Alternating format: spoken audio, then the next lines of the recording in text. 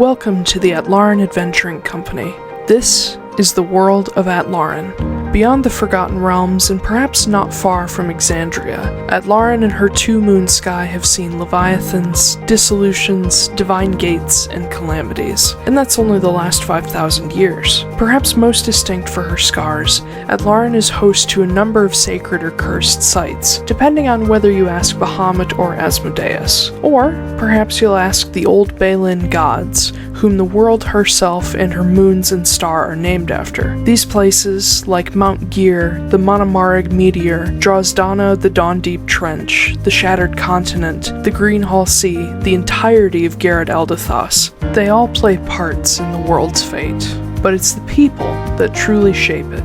And every so often, little windows of time, short glimpses into exceptional people's lives, are plucked from the midst of the chaotic centuries, and we call them stories. They're not always epics of heroism and bravery. Quite the contrary. Every hero was once a bumbling fool, or a selfish mercenary looking to make a platinum. Or, in most cases, both. And that brings us to our particular window in time, following in the footsteps of a scorned bard and her unlikely lone wolf companion. Or perhaps lone coyote is more apt.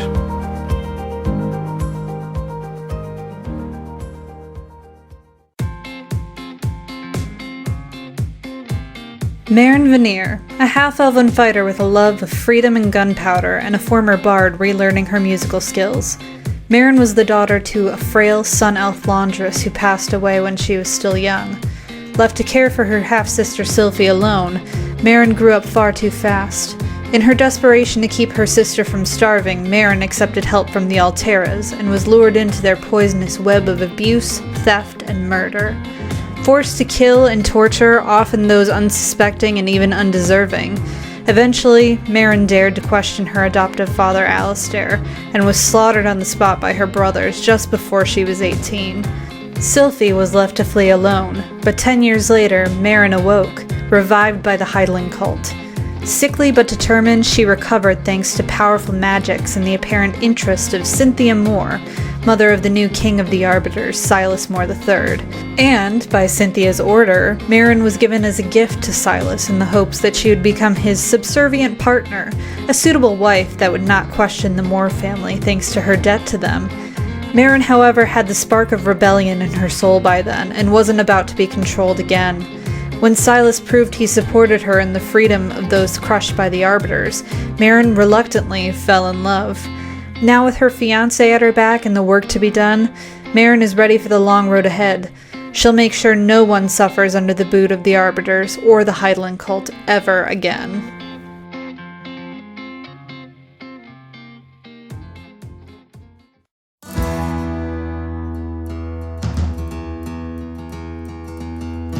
Kit, just Kit, a shifter or elusir of the Coyote Totem and mildly devout cleric of Savros, the Belyn god of mischief and wanderers.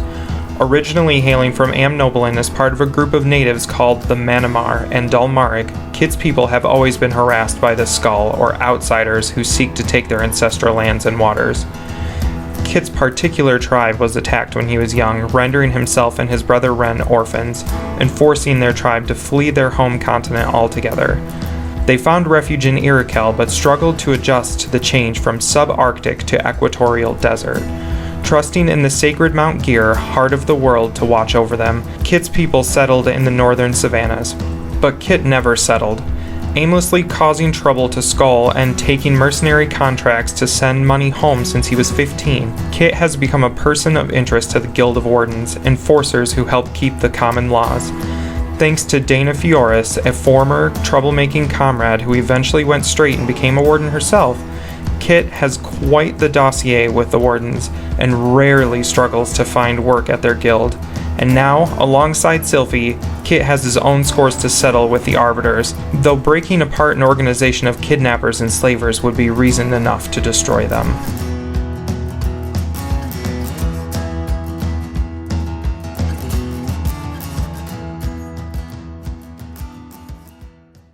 Oh, I'm really good at this. Hi, everybody.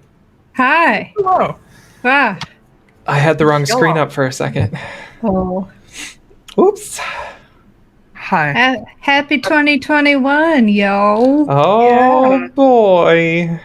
The first 2 days have managed not to be horrible. Yeah. Oh, mine have been excellent. It's been going good. It's been going good. I've been to Narnia twice this year. Wow. Yeah. Lucky. All I know. right, then. Yeah. I've been on my couch. Hello, everybody. Welcome to the Atlaran Adventuring Company. I am your Dungeon Master, Taiylor Wallace. And joining me, I have Astrid Knight It's me! and Blake Wolfe. Yo. And, New hi. year, new me. Hello. Haven't seen you since last year. Yeah. That is true. Yep. Yup. We panic rushed into this because I think all of us forgot something was happening today. And Oh, I didn't forget. I forgot. Well, okay. I love how all of us forgot, but actually it was only Taiylor.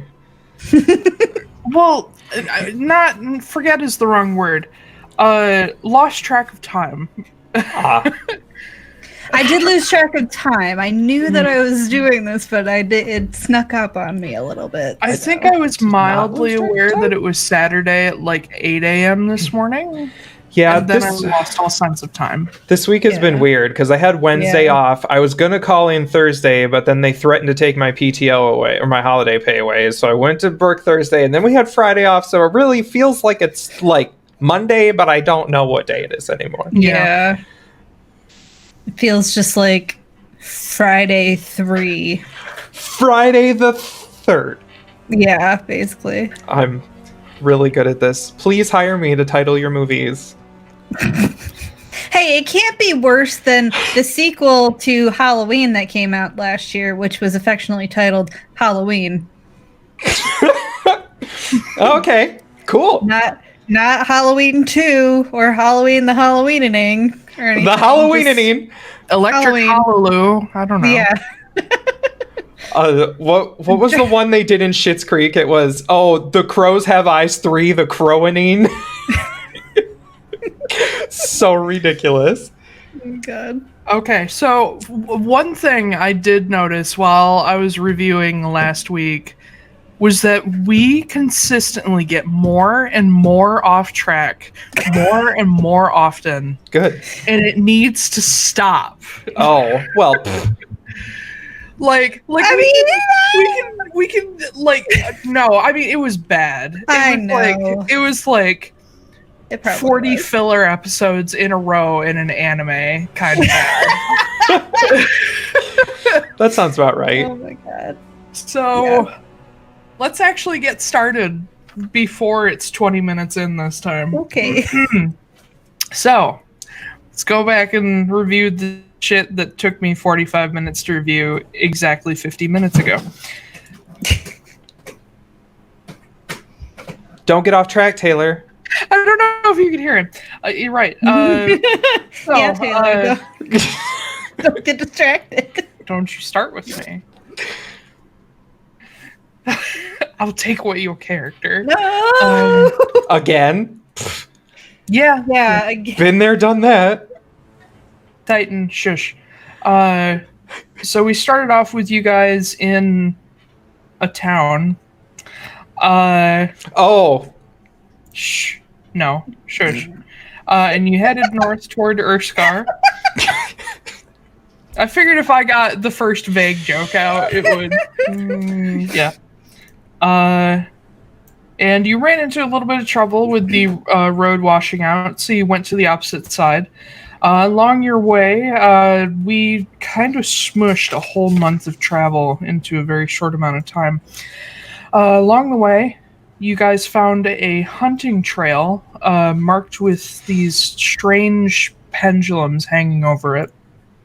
And you eventually found a little cabin in the woods where you met the crazy old lady again. The blessings of the evening star upon you. The two lady. moss. Her and her grandson and their dog which I was shocked nobody figured out what it was. I mean, The dog? it was like a porcupine thing. It was the Bandersnatch. Oh! Oh. It was a Bandersnatch, like, designed after the one in Alice in Wonderland, the Tim Burton. Oh, okay. Yeah. That. Remember I was trying to push that his shoulders were huge and his back end was too small and he had like a big blockhead, but I feel like I'm the only one who really loves that movie in like that way. I've never met anybody else who loves that movie. It's the movie. I was thinking of the Black Mirror episode, the Choose Your Own Adventure episode with the Bandersnatch. I have no idea. Oh. It's interesting. It was like all anyone talked about like 2 years ago. And I don't watch TV. It was fine. Oh, sorry. No, it's not a like I don't watch TV because it's more of a I just don't watch TV. I know. It's what? Good God. But yeah, you talked to her a little bit, and she, you learned that she was a little bit of an oracle, and she gave you a little bit more information to work off of, but not too much. Yeah. We're not going to go into that. You guys chilled in a hot spring for the night and set out in the morning for 2 weeks of travel. Before you eventually got bored and went hunting. Yes. You yeah. really underestimated a giant elk, and Kit got pin cushioned. Got gored. Before he killed it. And then another 2 weeks to Urskar, where you guys found a surprisingly up-to-date small city. You also saw a river steamer on the way. Got yourselves a room. Found out there was a Hulldrawn cannery here, potentially the most major location in on the continent. While there is a huge one in Sigurreifir, the Urskar one is sort of the base of operations for Amnobelyn. Kit decided to disguise himself as Montgomery. Oh yeah, I forgot about that. And what Cat's being a spaz. And decided to see if you could get an audience with Reuben Glyve, the manager of the entire Amnobelyn branch of the Hulldrawn Company. We also learned the name of the owner of the entire Hulldrawn Company, which was Wojciech Lucas. You managed to get a meeting with him by just sort of bluffing your way through a lot of stuff. But the meeting itself did not go very well, as you tried to sort of negotiate for better conditions for the Dulmarig. Well, Glyve was not into it. He was very much of the idea that the Dulmarig were not smart enough to basically rise above menial labor. So you went full dragon. You went full dragon, and I don't know what you were trying to do, but I think you were trying to kill him. But he proved to be a very, very powerful caster, banished you, and managed to get away. So now the Hulldrawn Company knows your face. And you also managed to destroy the tea room and burn down the entire block. So that's fun. Sweet.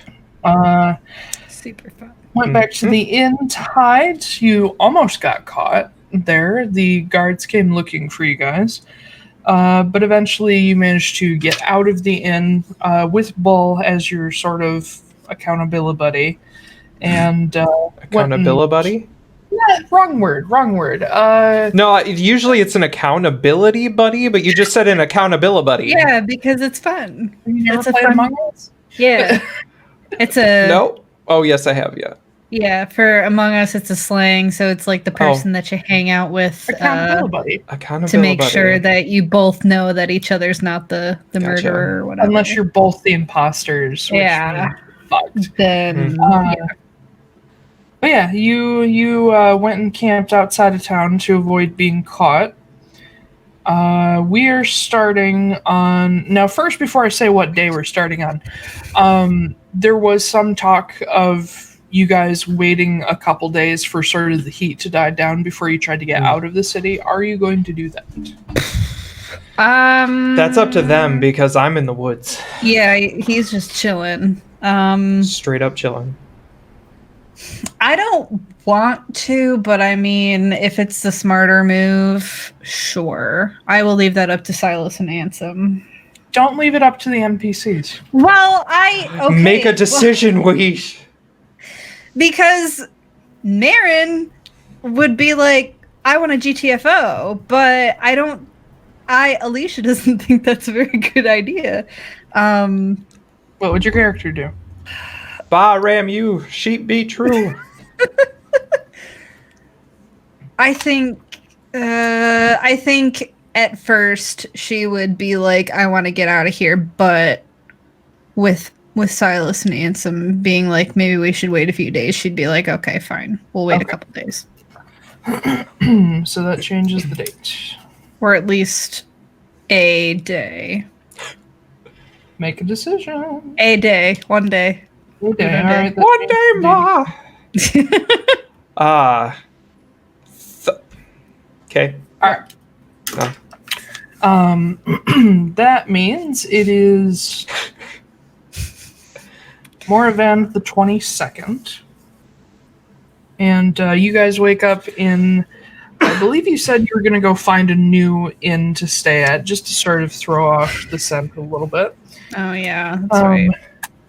So you guys wake up at the inn. You know where Kit and Bull are. They kept contact with you through Silas. Into the woods.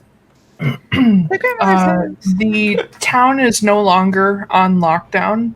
It does seem like the Hulldrawn people are aware that Kit got away. So. Okay. Well. Shit. So this is the day we've already waited a day then? Or yes. Okay. Let's go. Alright. Pack up all your stuff and head out to meet. I shouldn't have had something with milk in it before this started. Uh-oh. You headed out to meet Kit and Bull along the way and just get the fuck out of Dodge. Kit and Bull. Seems like a really good restaurant name. Meet Kit and Bull. Meet Kit and Bull. Meet Kitten. It's a barbecue place. Like kitten, like, I don't know. A barbecue place. I don't know. Anyway. Meet Kitten Bull. It sounds like kitten is in there, and that puts me off. Barbecue. That puts me off. I'm just like, I don't want kitten barbecue. Aw. They're shish kebab sized. From Urskar, map. You guys chose the Hjolmennir route, so you are no longer following the Auroraplate Road north. You are diverging west from Urskar to head to the coast and sort of follow it toward Hjolmennir. So if you look at the map, your current aim is for about here, and then to follow the foothills. And then at some point, you will cross over onto the isle, the mountain isle that has Hjolmennir. Titan, I swear to fuck. Alright. Anything you guys need to do, talk about, get done before you leave the relative safety of the main road? No. I don't think so. I wish I really should have come up with something fun to do over the 2 weeks that we didn't play this, but I didn't.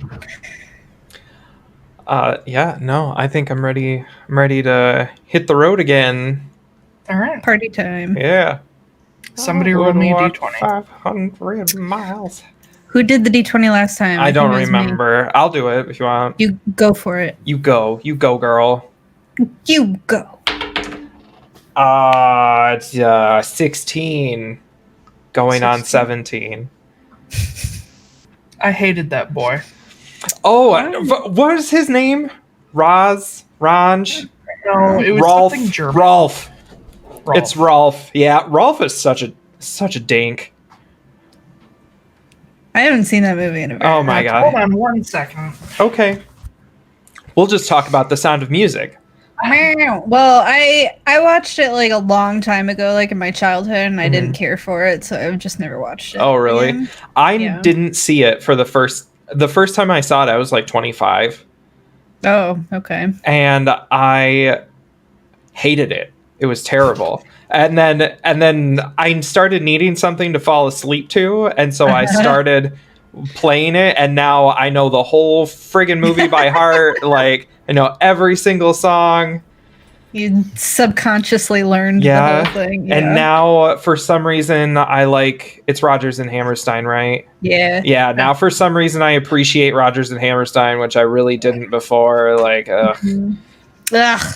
I do... Julie Andrews makes everything better, though. It's true. The only song I really hate in that show is her love song with the captain, where she does the "somewhere in my youth or childhood I must have done something good, like, in order to deserve this," and it's like, ugh, gross. Yeah, that song was very badly written. Yeah. I mean, it's a little problematic that she's fallen in love with a Nazi anyway. Oh, He's not. He's not. He's not? No. I No, thought he was. he straight up tore the Nazi flag in Well, half. I thought he does that late. I don't know. No, No, so he- the captain is very Austrian and very anti-Nazi, and then the one that Liesel likes, Rolf, he's a Nazi. Oh. Yeah. Okay. Mm-hmm. That makes more sense. Yeah. I should probably watch this movie as an adult. It's good. It's Yeah. good. No, the whole thing about it is that the captain, while he is very like pro-Austria, he is not pro like Third Reich, any of that. He hates everything that Hitler stands for. Mhm. That's good. Yeah. Okay. Yeah. When they come back from like a vacation or something, somebody's hung like a Nazi flag over his front door, and he just straight up pulls it down and rips it in half. It's I've great. seen that gif. Yeah. Yes. Yeah. Anyway, We're walking. Indeed. We're walking through the woods. We've been doing a lot of that lately. indeed. All right. We're just dancing through the woods. Yeah, I'm trying not to draw out the travel to be too tedious, but it's a lot of walking. This is like Fellowship of the Rings level walking. Oh my I've god. also been doing a lot of that in my fucking book too that I'm writing. So I'm just like, if I never have to walk through the woods ever again, I will be so fucking glad. It's really exhausting. I don't know how Ben managed it in the Crystal Eye. Oh, I love traveling scenes. I Well, mean, you use them at every instance to like get the characters into a fight. So Oh yeah, no. The book that I'm writing is 100% D&D. Like, oh shit's getting boring. Guess the monster's gonna attack you. yeah. Oh I well. actually see that's my problem is like I don't like that in D&D either. I don't like a lot of random encounters, and so like I don't have that in my book. It's just a Okay. lot of like feeling. Well, no, I think this one has like a decent amount of like it's not just meaningless encounters. yeah, I do try to tie it in somehow, but Yes. Yeah. Sometimes like when people are just like, well, there's wolves here. Yeah. You have to fight them off. Mm-hmm. Why? another D20. No. No. It's really an D20. Oh no. How many wolves are there gonna be? Please not 17. No, just roll me a D20. I think it's Weisha's turn now. Oh, okay, fine. Yeah, I rolled the last 16 one. wasn't a good option. No, Oh. okay, I don't want you to change what you're doing just because I No, what was 16? Roll new one. 14. Okay. Oh, So heading west off the road, there is straight up no road here. Like it is rough overland travel. You do have your horses, so that makes it a little bit easier.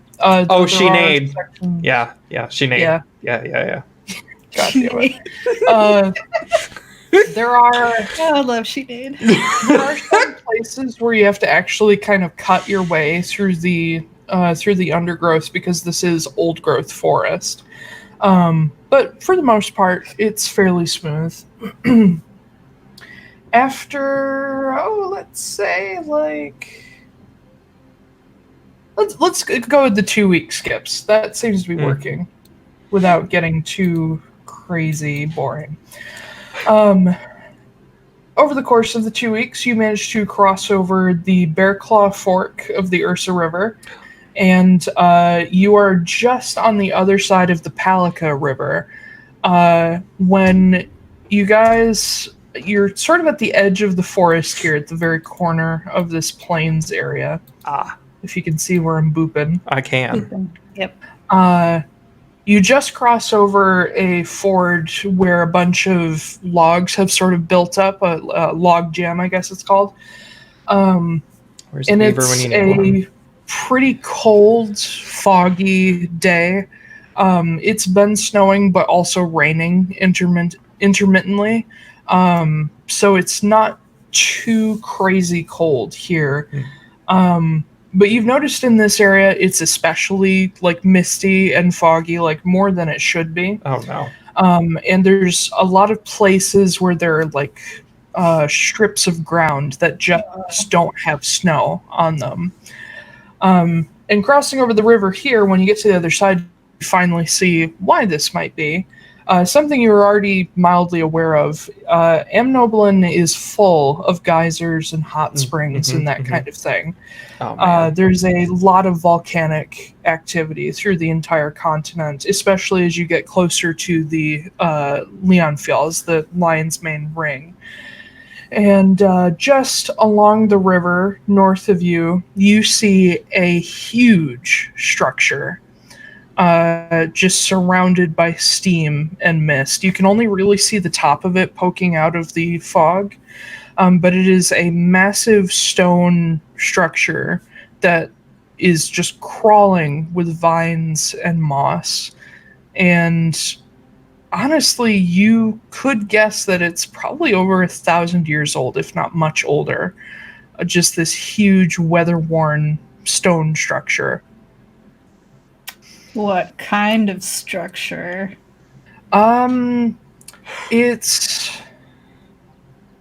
It's not like anything Marin would have ever seen. It's especially because dome construction is very, very difficult, especially on a large scale.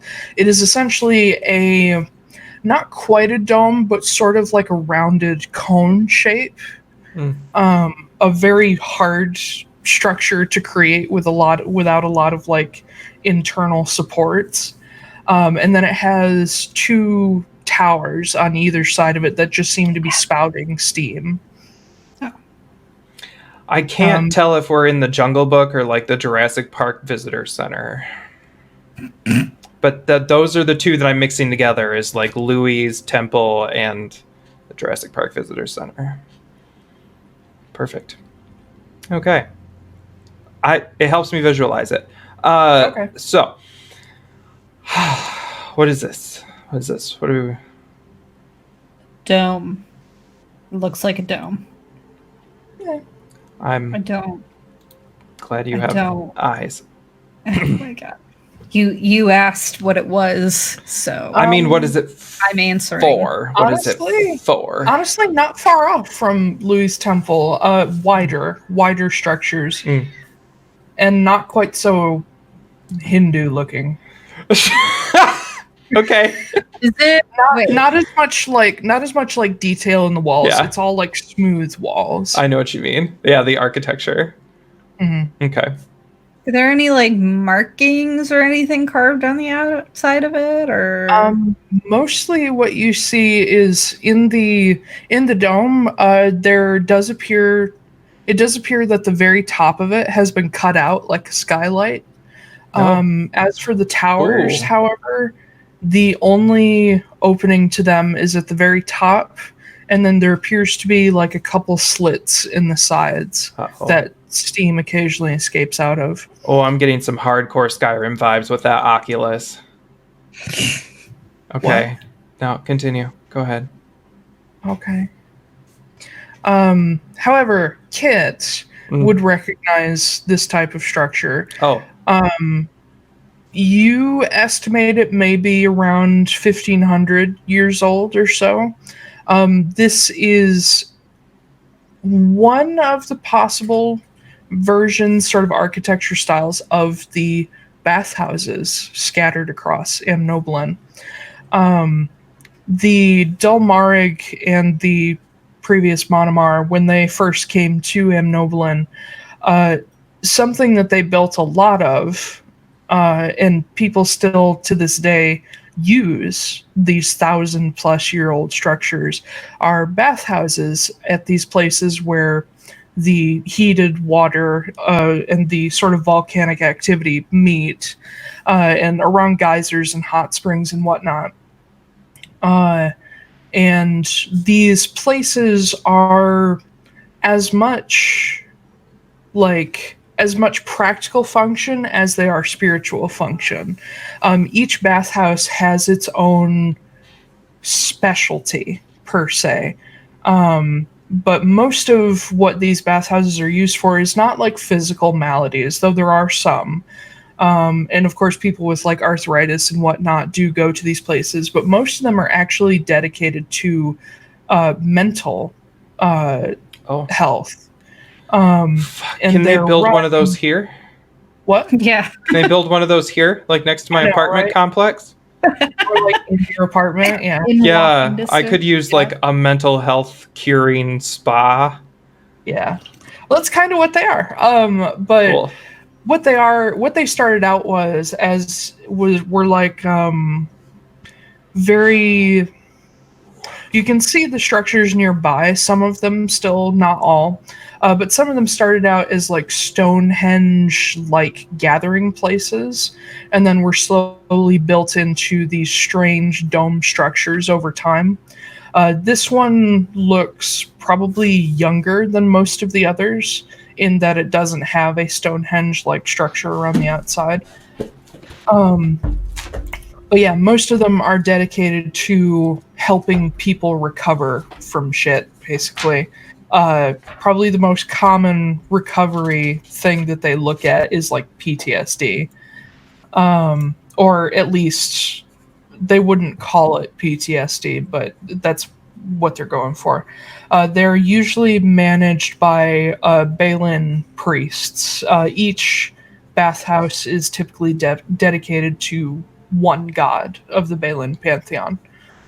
Does this look like active though? Because like you can't tell because of the fog. I mean, but fog would usually mean that there's at least some heat. Yeah, well, I meant like, are there people around here? Because we're kind of that's what I figured you meant. Yeah. The geyser and the hot springs are still clearly there, but you can't see people through the fog. Yeah. Like I said, you can only see the top of this temple bathhouse over the top of the fog. Well, do we want to go check it out? Yeah, I mean, free bath. I could use it. We've been walking in the woods for 2 weeks, so same. Yeah. Oh, really? Especially Bull. Hey. No, I mean, we're all kind of stinky. It's fine. You know. Especially Bull. Oh my god. You're fine, Bull. Regularly. How dare you? What? Oh, you bathe regularly. Okay. Yeah, let's go inside because maybe we could make it a little bit more regular. That's a hard word to say. Regularly. Regularly. What was that noise? That was Titan, I think. Oh, was it? Because it kind of sounded like a child just being upset. Like a baby. Yeah. He really does. He sounds like a fucking toddler. He's like, ah. Titan. He's playing with his little tower track. Like a toddler. He's got a little Tonka truck, a little Tonka dumpster. Yeah. Honestly, he might like it. No, I got him this little, I think I showed you guys, but this little, like, tower of tracks that have little plastic balls in them. Mm. That's fun. He really likes it. That's good. It keeps him from bothering me while I'm doing things. Sometimes. Well, right now he's laying on his side, waiting for the ball to come around and hit his paw, and then he's just like, It sounds like it waits for it to come sounds like around. Cat. Yeah. All right, Alright, anyway. let's go in this bathhouse. So take Okay. a bath. Hang on, this place is no, never mind. We'll continue on. Into the bathhouse. Nothing. What? Nothing. Okay. No, I want to hear. Nothing. Okay. Okay. Following the river, which runs right past it, you head up toward it, and the first thing that you can start to make out about the front of the building is that the entire dome and the towers, aside from sort of slits in the side to help with airflow, are pretty much enclosed, except for that skylight at the very top of the dome itself. The only other major opening is I thought he was going to attack my foot. Is an archway cut into the front of the bathhouse that has a sort of raised archway coming out from it, like a keystone thing. And standing on either side of the entranceway are two geary people, these sort of 11, 12 foot tall, pale-skinned, light hair people. Each of them dressed in, what would they be along the Palica River? This one is, they'd be dressed in black and gray robes. Very, very light robes, because obviously this area is pretty hot. Even getting close to the dome, it's starting to get above freezing, and getting closer and closer and closer. It's very, very humid as well, so it starts to get like you're almost wearing too many layers.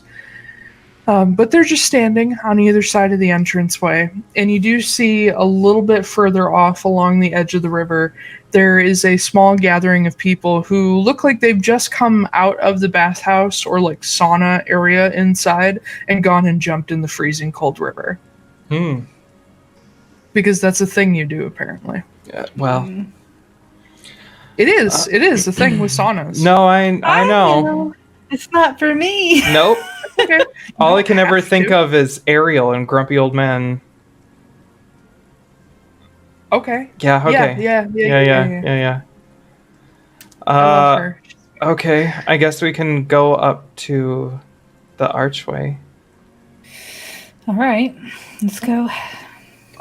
You guys do see a Saunter. couple other people sort of milling around the entrance, looking similarly like dirty and road weary to you guys. Rude. And you can see this group of like a few halflings and a couple elves talking to each other. Definitely not from here.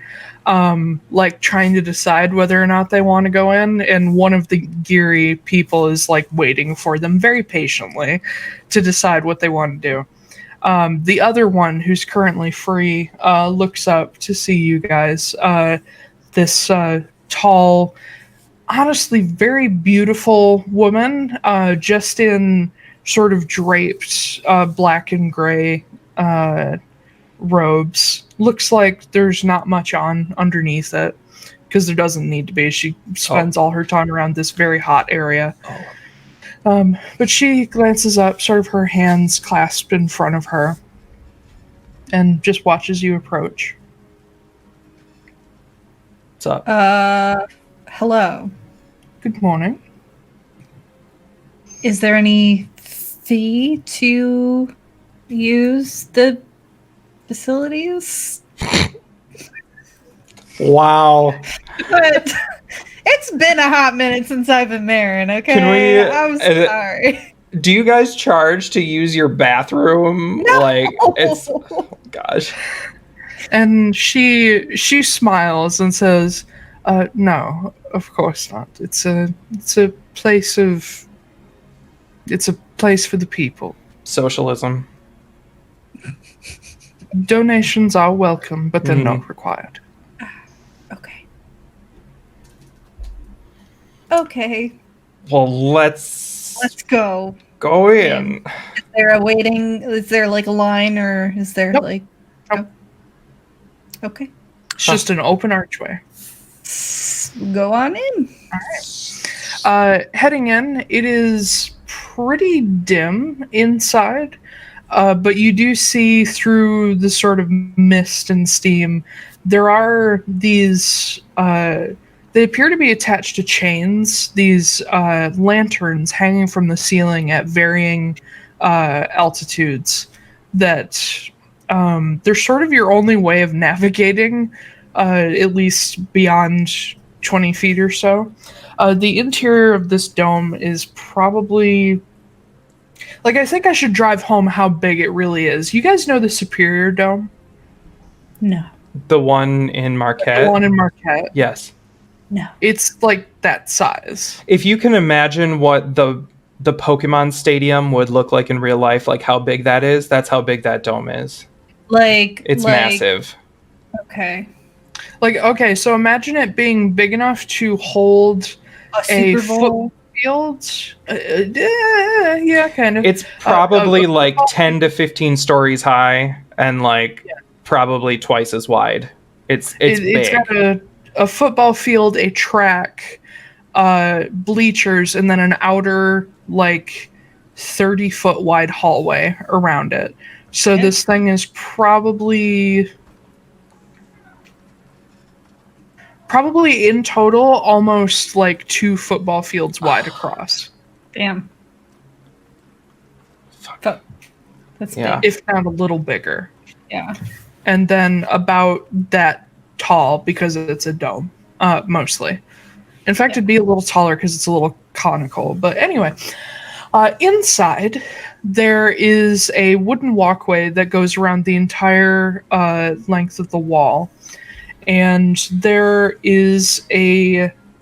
I don't know if you guys have ever seen it, but there are these springs in China where as the water bubbles up, it sort of falls into these pools that have built up over time that are all these different color stone, and then they drain into each other. It's sort of this...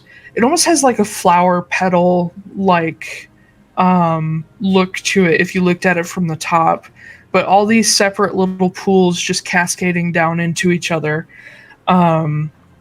Each of them are sort of bluish on the inside because of the minerals in the water. And when you get down to the bottom, there's instead of the sort of natural... Good God. Instead of the natural sort of pools, there is a man-made trough cut into the bottom where the water drains away to, and then goes out to the river. Let's see. There are probably in the vicinity of 20, 30 people in here, which is not a lot for the amount of space. Yeah. And among them, there's a handful of these other attendants, priests. You don't know what purpose they serve, but they seem to be just keeping an eye on everything. There are a couple that have more decorated robes, but most of them, at least the men among them, are bare to the waist because it's too hot in here with the amount of time they spend in here. The women wear halter tops. There are a couple of them with more decorated outfits that are actually seeming to be leading meditations or doing some kind of healing rituals here and there. But for the most part, it is quiet and dim and warm in here. It's very, very different from what you guys have been traveling through for the past 2 weeks. Huh. Okay. And there is the skylight, of course, which keeps up a bit of the light. So do we just go find a spot? Sit, Yep. marinate, Yep. I guess. Make human soup. None of you are human. Except We're pretty close. Nope, Silas and... I'm half. Nope, just Silas. We make humanoid soup. Wait, what's Ansem? Ansem is a half-elf, technically. Oh, okay. He's got a couple things mixed in there. Okay. But with the way that the hot spring works, the closer to the top you go, the hotter it is. So you guys can kind of pick a spot where you want to chill out. Okay. I would like 100.5 degrees. Okay. Right on the dot. Okay. So that would probably put you like 3/4 of the way up. Perfect. There are a few people that are a little bit higher up, but they don't stay there for long. Oh, you can stay in a hot tub at 102 for a while, but yeah. No, I'm talking like people up into like 110s. Oh, Jesus. That's like bad they go for you. up there and then they're like, holy fuck, and they go down. So bad for you. Yeah, I was gonna say like get in the middle somewhere or something. Okay. Yeah. Slightly above body temperature. Okay. 99.5 Wow. degrees. You didn't even go a whole degree above body temperature. 99.6. There we go. There you go. Okay. Anyway, you guys are Jesus. Yeah. Yeah, Silas follows on with you, and Bull probably goes on the hotter end, especially because he's got all that fur to sort of protect him from the like straight up heat against skin. Ansem goes on the lower end, sort of keeps to himself as he's wont to do. You guys have noticed. He's very, very, very to himself and quiet kind of guy. And not just because I always forget he's there. He's actually that way. Guys, in the hot springs, it is up to you whether or not you wish to be naked. Most people are. I will be partially naked. Yeah, I don't care either way. So probably just be naked.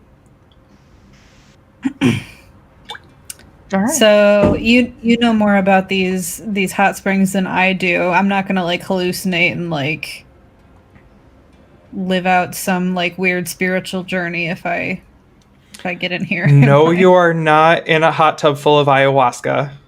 You should be fine. I didn't mean that. I just meant like, you know. I'm bathing in peyote. You just said this was like some sort of, you know, mental healing place. I didn't know if I was going to see all of my problems presented before me because I don't need that. No promises. Great. Cool. All right. You could call a priest over. I'm sure they could help. No. That's okay. I'd like to make a perception check. Perception. Oh no. Perception check. Perception. Oh. No, what the fuck? Where's my character What the sheet, you piece of fuck? shit? What the fuck, Becky? All I can think of is that parrot. What the fuck? 22. Hurry up, Alicia. We're all 13. waiting for you. What? 13! Oh my god. All right. Marin, you chill out in a pool with Silas. He only gets as naked as you do because he's also mildly self-conscious, but whatever you do, he manages. But you guys just sort of enjoy the heat in the steam, whereas Kit, where you're at, a little bit higher up than them, still within talking distance if you so wish, you start to sort of get an eye for what this place is for. Hanging from some of the lanterns are like an additional chain that are at the very bottom of them. You see a familiar symbol, but not quite the same. If you remember from last time, that hunting trail you guys found, there were those pendulums hanging over it. And you knew that they were skull, but you kind of recognized them. And now you see hanging from the bottoms of these lanterns a similar symbol, a sort of spear-shaped pendant with a circle in the center. But this particular design has a smaller circle and then a smaller circle going through it as well. And sort of more flared, like spikes coming off the sides of the ring. You now recognize what this is because this is the Dalmaric design of the symbol. This is one of the symbols of Ursan, the Balin god of death. This symbol is meant to sort of represent the spear that he carries. You could minorly equate it to like the Grim Reaper's scythe, this vine-wrapped spear that he carries. But this particular temple, between the colors that the priests are wearing and these symbols hanging from the lanterns, you can guess that this one is dedicated to him, which his bathhouses and temples tend to deal with more serious stuff. Like I don't know, I don't want to go too dark because this is actually pretty dark, but these are the kind of bathhouses people come to when they feel like they're out of options. Ah, gotcha. It's that kind of dark. Gotcha. So that also speaks to why it is so quiet and dark and sort of comforting in here. It is specifically kept that way. All right. Yes, I will just bask in the doom of this sauna. I mean, sure. Whatever you think the god of death represents. Just sitting here in my soup. Yep. Okay. My people soup. Me soup. Eventually, climbing these stairs that are built into the rocks, you do see one of the priests approach this fairly young-looking, half-elven Dalmaric woman, sort of the halter top and a sarong around her waist. She's just climbing up, sort of looking over things, and she sees you guys. And she steps over and she says, "Is everyone doing all right?" Yes. Yeah. Yep. This is great. Perfect. If I may ask, she looks at Marin and Silas in particular and says, "You're not from around here, are you?" Shit, where's my gun? Where did I put my gun? You would have left your gun. Probably they have like chests and stuff, like lockers that you can use. You probably would have left your gun in one of those. Right. Because gunpowder and water don't mix very well. Well, yeah, but shit. I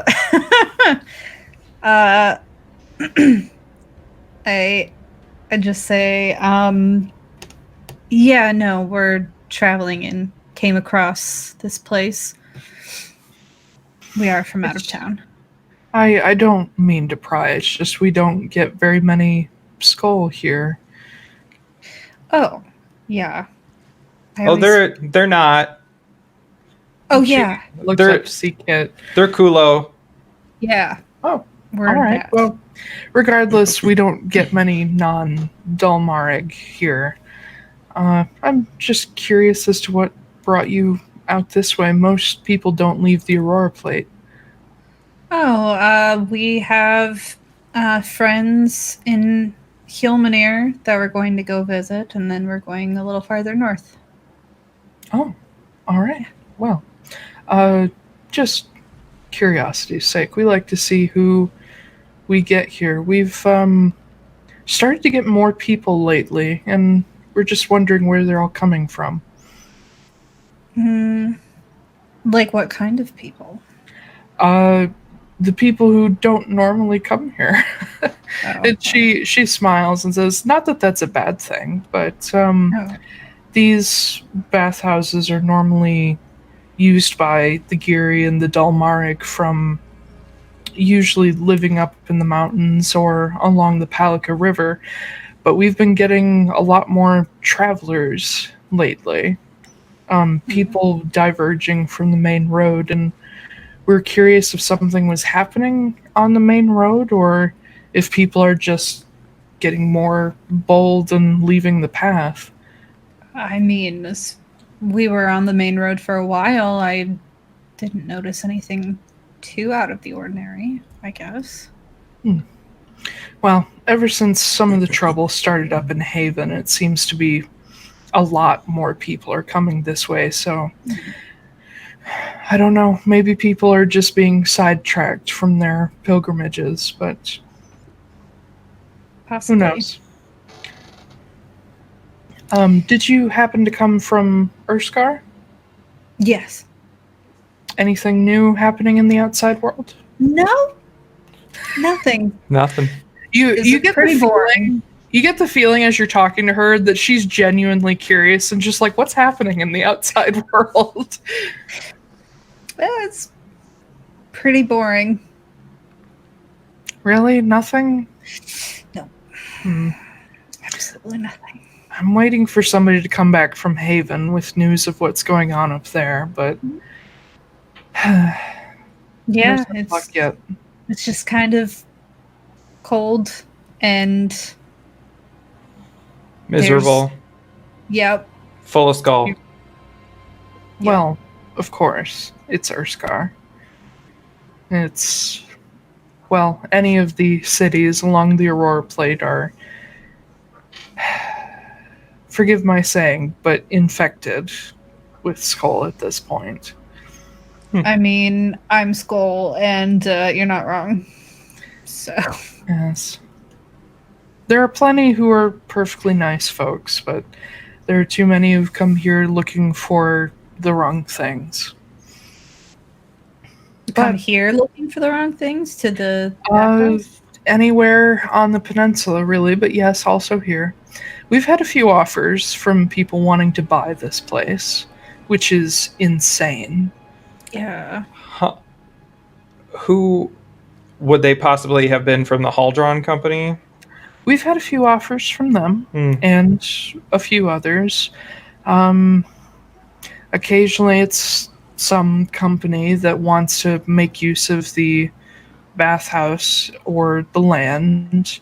Occasionally it's somebody who wants to make the bathhouse private and charge people for it, which is exactly the opposite of what these are for.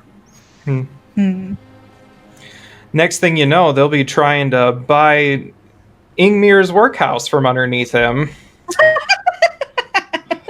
Already making. That hasn't happened yet. No, I know. I'm foreshadowing. We're going to pretend it never happened. No.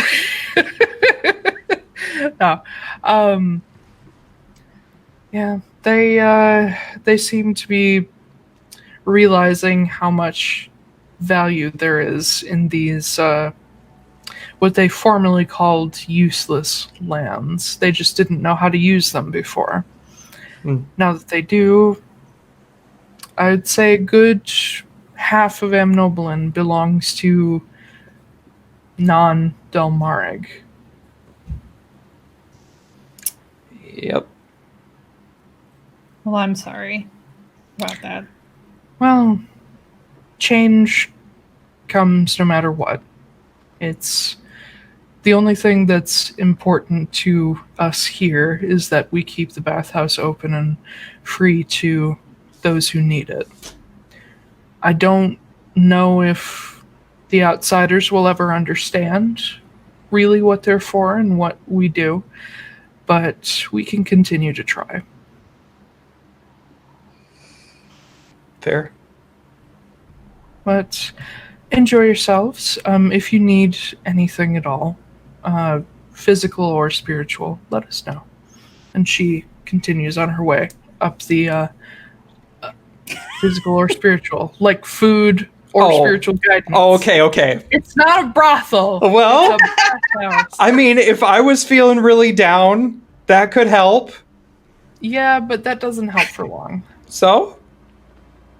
I thought it's not about quick fixes. I was thinking about like a massage or something. That is available here. You're going very spa, and I'm just like, it's a brothel. Yeah.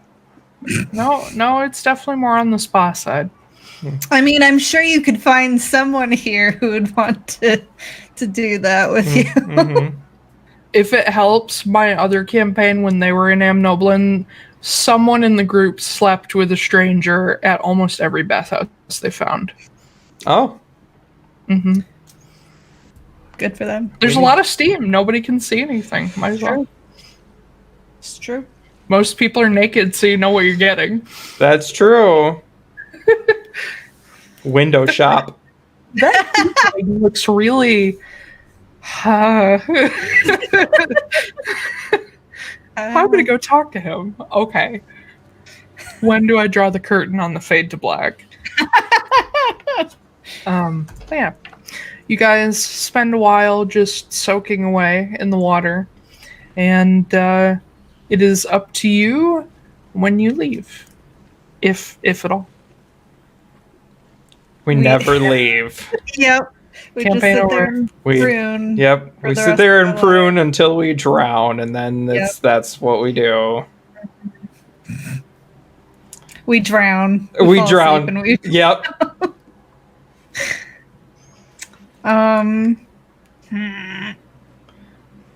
I mean, I'm trying to.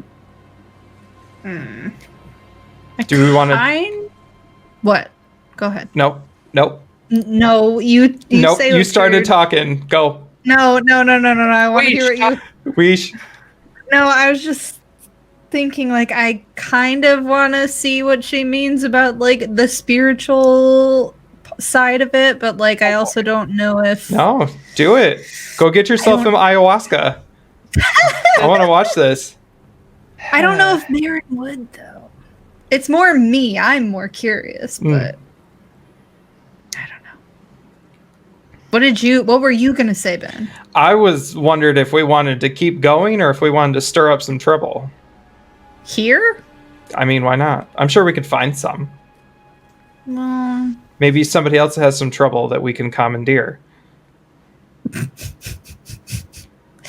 Commandeer their trouble. Yeah. Uh-oh. I don't know. Okay. I will... Okay, I'm going to do my thing, and then we can talk about trouble, I guess. Right here in River City. Right here in River City. Capital T, that rhymes with P, and it stands for pool. Which is where we're at. Hey! It all comes full circle. Yeah, I guess I'll get up and tell Silas, like, I'm just going to go talk to her again real quick. You can stay here, though. All right. Don't slip.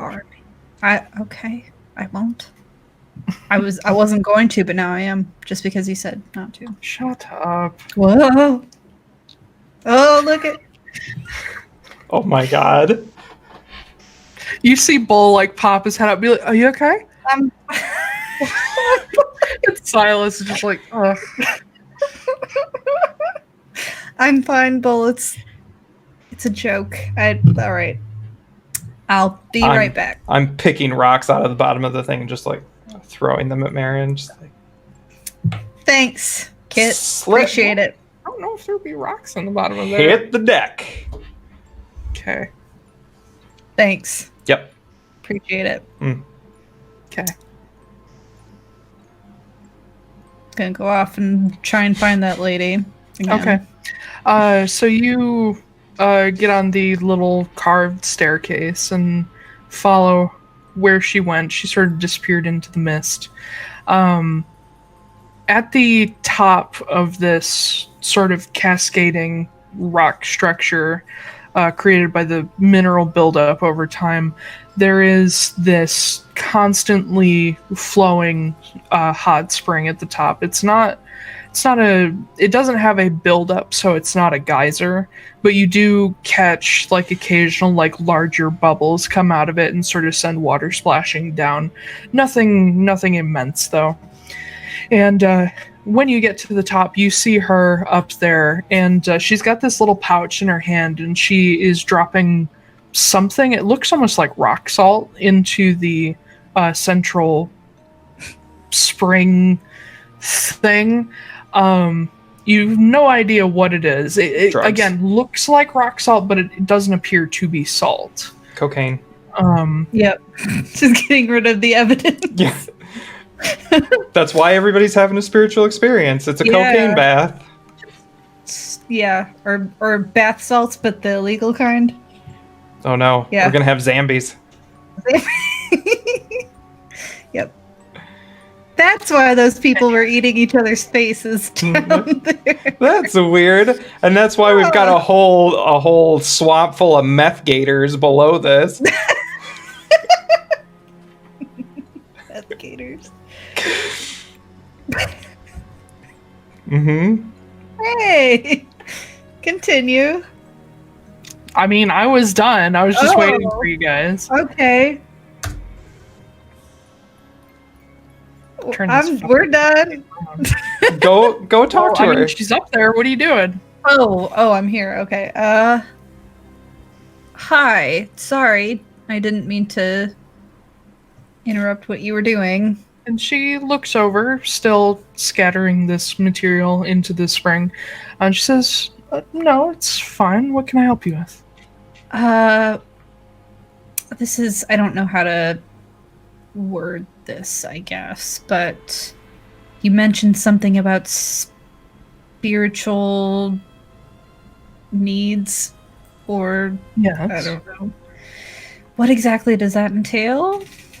It depends on what you need. I don't, that's a problem in and of itself. I don't really know what I need.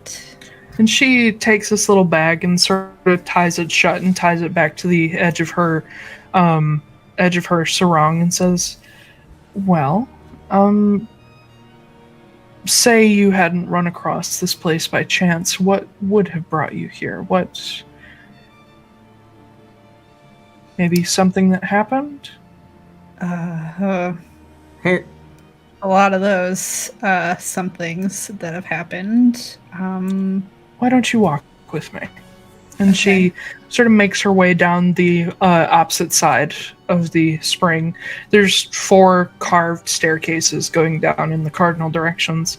And she takes you down to this area where you can see a lot of the pools have been carved away to create an area where they built a flat floor. And it's not necessarily like walls, but it's sort of divided into these little sort of more private areas. And she takes you into one of these where there's like stools and like tea tables and so on. And she sits down with you.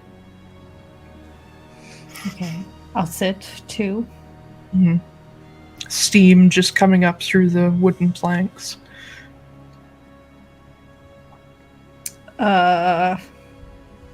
Yeah. Oh, is this where I'm supposed to talk about all my shit? Okay. Whatever. Spa therapy. I'm sorry. I shouldn't say shit. This is like a spiritual place. That's kind of disrespectful. Trust me, people have said much worse. Oh, okay. I don't know. I have a lot going on in my life. A lot that has gone on. And a lot that probably will happen too, because of things outside of my control and things inside of my control. I don't know. I guess I'm just a little... I don't even know what I'm doing right now. Talking to a stranger in a pool room or something. It's been a long, few months. What did she say? Nothing. He's laughing at your pain. Oh, no. I heard what he said. Fuck you.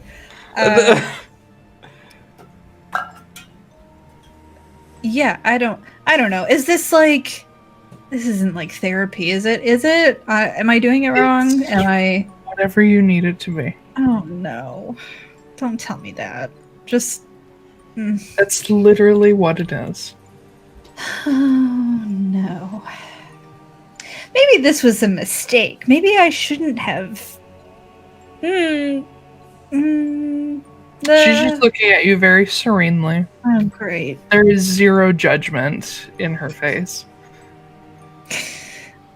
But a little bit of judgment? Can I see a little bit of a judgment? Not at all. Not at all. It is not my face. Wow, thanks. My face is always judgmental. Yes.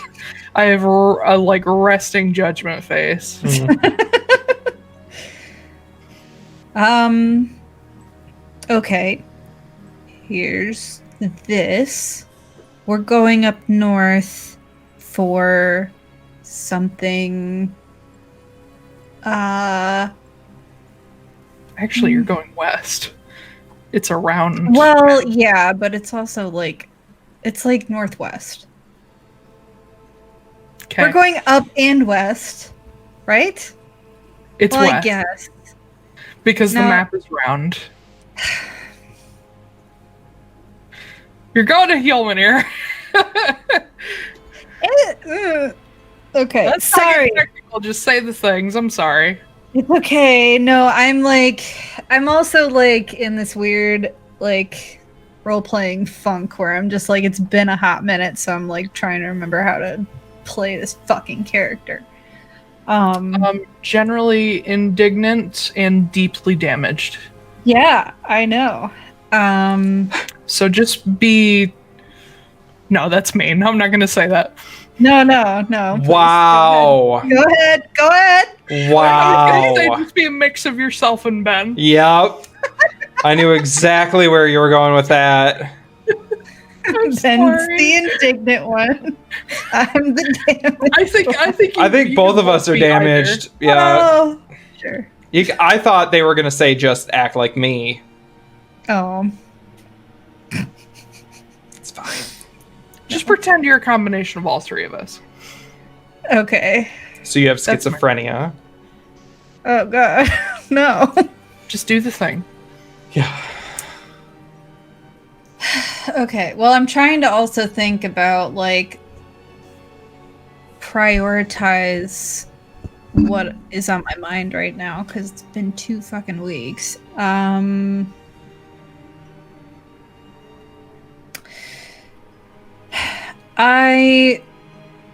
I've been really focused on just getting to this one place, I guess. And I don't know what I'm going to find there, but I know it's not good. And even if somehow I make it work, there's also other things that are looming in the back of my mind. I have debts to people that I need to pay off that aren't going to be easy. And I have other people that I need out of my life, but I don't know. There's just a lot. I don't even have a jumping off point. I just feel like I'm really not doing this therapy thing right. There is no right way. Mm-hmm.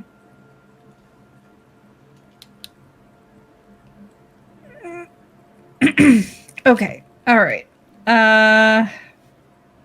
Anything out of all that mess make you want to be like, oh, do some hail Taldonas or something? To be very frank with you, spirituality and religion is not everyone's cup of tea or fix. It depends on what you believe in. You need to find what makes you feel better, not what works for someone else. But that said, something that you do have control of is how you approach these problems, what attitude you go into them with, and who you keep on your side. It sounds like you have a lot of people up against you right now. But from what I could see back in the pools, you have a few people who are on your side. A few. Yeah. On a good day. I think the same goes for all of us. But we all need people to get through these things, that much is sure. And it looks like you're well on your way to that part of it. And I can't do much with generalizations, but one of the most common pieces of advice that I give is that people just need to cut certain things out of their life, certain people. And it can be extremely difficult. It can hurt a lot. In some cases, it can even be dangerous, depending on who the person is. But things don't get better until what's causing that negativity and that pain go away. I And mean, I know it probably isn't that simple, but that's always a goal worth striving for, is to get rid of those awful things, those awful people, in whatever capacity. there's a few people like that. There's one, I don't even want to call him my father, but I guess that's kind of what he was for a while. I've been looking for him, and I really want to cut him out, if that's a way that I want to phrase it. But I'm still scared of him. Like, I did something to him the last time that I saw him that I thought would give me some sort of sense of power over him, and that would finally feel like I wasn't trapped whenever I was near him. But I'm still looking over my shoulder, and I still feel scared when I think about him. And there's no hope of any kind of reconcile, or No. any way that the two of you can just go your separate ways? No. So it's much more complicated. Yeah. Well, in some cases, confrontation is the only answer. But I wouldn't rule out a conversation.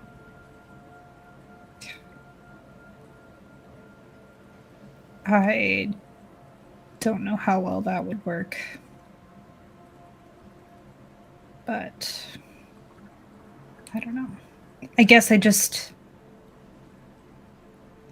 hate feeling small, and I hate feeling weak, and I hate feeling watched, and I hate feeling, I don't know. I think that's it. I think I hate feeling. When all you feel is negative for a long time, that's understandable. Yeah.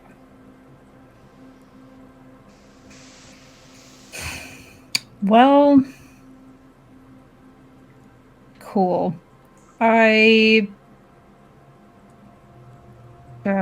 This isn't making me feel better. Now, no offense, like you're a good listener, but It's hard to deal in generalizations. I feel like you have something much more dire going on that a simple conversation or leaving something behind wouldn't help.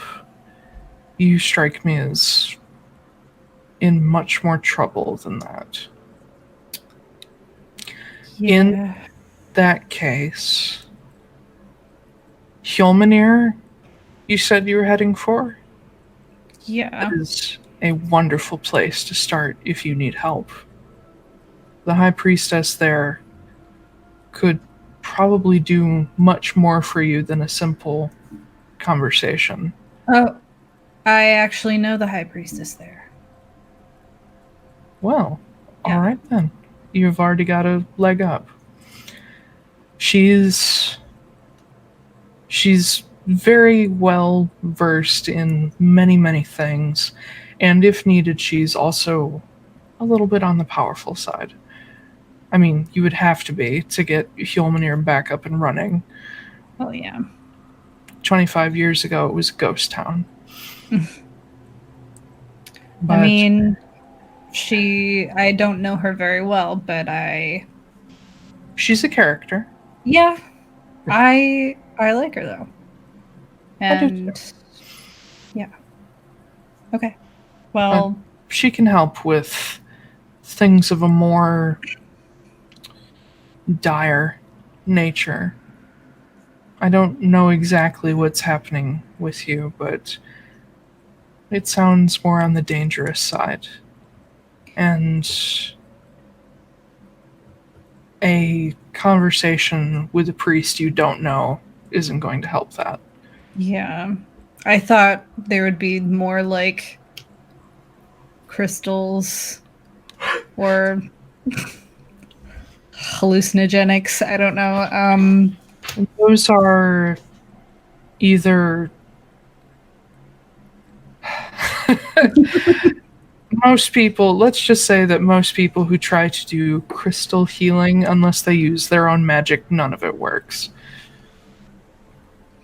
And as for drugs, those can help with some things, but they're not helpful with negative things. They're more for a, I don't know, vision quest, if that's more your style. Oh. Okay. Vision quest. Honestly, with my history, I'd probably just end up insane or something. I don't know. It's very possible. I've seen a few people take some interesting things and end up frothing at the mouth. So great. Well, maybe be careful what you ingest. Yeah, maybe that'll be Plan Z. Cool. It's always good to have a plan Z. Well, I think there's other Plan Zs that I have, but we'll say drugs are like a Plan T or something. Not the last thing, but like kind of in the end middle area. Anyway, thank you for at least listening to me barf emotions. That's literally part of my job. Great. All right, I'm gonna leave. And she lets you go. That was less helpful than I thought it would be. Well, what the fuck do you expect her to do with nothing? I don't know. Well, that's the thing. I was like, maybe she's got some weird magic thing or something. I don't know. It doesn't help trauma. Oh my god. That's why the bathhouses exist. They're a place to go and heal. Magic doesn't help, though. Mm-hmm. It was a thought. I just You gotta thought, heal yourself. well, I'm trying, but yeah. Aren't we all? Wow. Anyway. All right. I'm gonna go talk to her too. Oh. Fuck, okay. Uh-huh. All right. Yay, therapist Taiylor. Yay. I am not qualified, nor will I ever be. All right. So, Marin, as you're coming back, you pass by a, I assume, naked Kit. I mean, I probably put something on if I'm gonna go talk to a total stranger. Has that stopped you before? No. Okay. Okay, you've got like a sarong or something. Perfect. Oh, hey. Good hip slit going on. Yeah. I actually wear one around when I'm working sometimes. They're fucking wonderful. Yeah. Yeah, having a slit up to the hip is very, very comfortable. Yeah. I'm just be like, hey. Hey, you're... I mean, so, like, just to give you a heads up, she's, like, a cool listener and everything, but she, like, I'm still fucked up, so just letting you know. Oh, she didn't fix you instantly? No, yeah, I would say, like, 2 out of 10. Wow. She was That's a nice really bad Yelp review. Okay, fine, maybe, like, 4 out of 10. She was a pleasant person, but, like, she made me Gotcha. talk about... Wow. She made you talk? I thought it was going to be more of like a spirit journey thing Oh. and not a talk about our feelings thing. That my expectations were different. So Did you read the pamphlet? no, I that- probably should have. Yeah, read the pamphlet next time. Yeah. So if you've read the pamphlet, then you know what you're getting into. So Yep. I love that Marin, as an outsider, is just like, why didn't she fix me? And Kit, as a native, is just like, that's literally not what she does. I just thought there'd be something else. Also, she's a death priestess. Yeah. Well, maybe if I said, hey, like, I was dead, maybe she would help me better. She was like, oh, gosh. Oh, okay. yeah. I can do that. I'm dead. I need to kill you now. Oh, no. Oh, no. Not that bad. Yeah. Yeah. Yeah. I feel like this is more of a place where they come to talk you off of the ledge, not to help you figure out why the ledge is there to begin with. Well, It's kind of Okay. accurate. you know what? All right, wait, does that mean you're on the ledge right now? Am I on the ledge? You're I on don't- a ledge. I don't know. I'm asking you. Do you think I'm on a ledge? It depends what ledge. Yeah, does it? How do you feel about that? Okay. No, we're not doing this. We're not doing this. You go talk about your feelings or whatever. Just go. Okay. I'm gonna turn around and walk back down. Why'd you step back from that ledge, my friend? My friend. Because with all the lies that you've Been living in. Yeah. I'm gonna go talk to her. Okay. She is where Marin left Okay. her for the most part. I'm just gonna like plop down in the seat across from her. And she looks over and she says, I figured another one of you would be coming. Did you? Yes. Are you psychic? Most of you look fairly traumatized. Oh, well, I'm fine. I actually just wanted to know, who do I talk to buy the drugs? What drugs? The spirit journey drugs. You can tell me. I'm part of the group. We don't do that here. If you want that, you need to go see a druid at some forest temple. I am a druid. Where's the forest temple? Well, if you're a druid, then you will know that high amounts of heat and water do not mix well with drugs. No, I know that. I wasn't going to take them here. I was going to save them for a rainy day. Still don't mix well with water. Well, do you guys have any, like... No, I have some ideas. Okay, all right. What was it you were throwing into the water, by the way? Fuck, what are they called? It's essentially a type of bath salt. Cocaine. But oh, okay. Oh, so you guys do have drugs. Oh, okay. Yeah. they're not drugs, they're skin treatments. To make sure that the people who spend a lot of time in the pools don't suffer from the sulfur in the water. Ah, okay. Cool. Well, I have some sleuthing to do, so if you think twice on those drugs, let me know. No. Okay. All right, I'll see you can later. Go see if there's some interesting moss growing on the back of the building. I'm 10 steps ahead of you. All right, I will go. Goodbye. Indeed.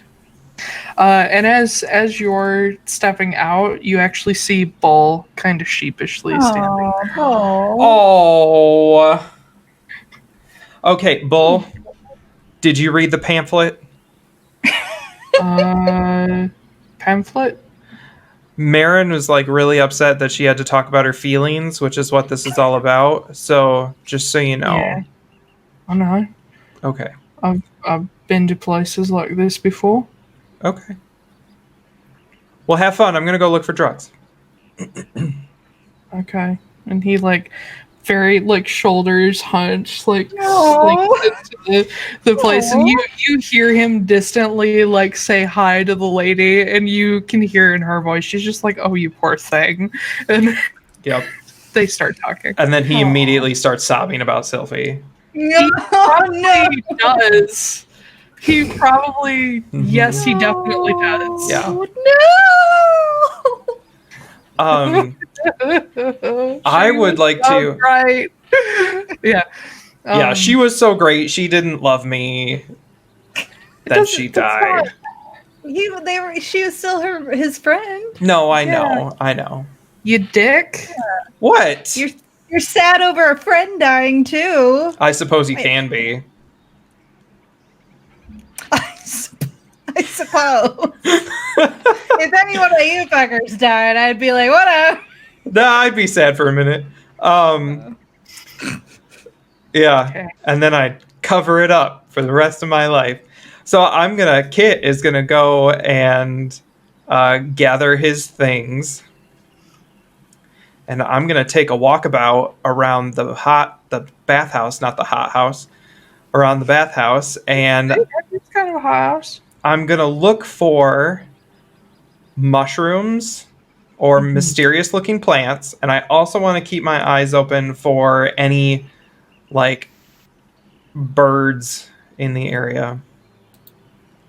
Any birds? All right. Okay, make me a nature check. Any burbs? Nature. Oh, 9.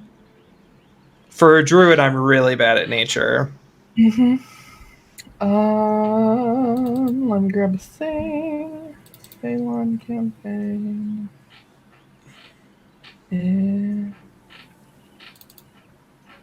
Where is the doohicker? Oh, the doohicker? Yes, the doohicker. Because there's a thing about plants in this area. Oh, God.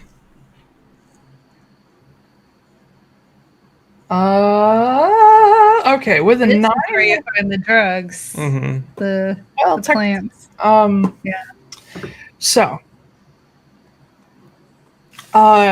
with a 9, there aren't really many birds around here. There are a few ground-dwelling birds, and you may hear a couple geese passing overhead.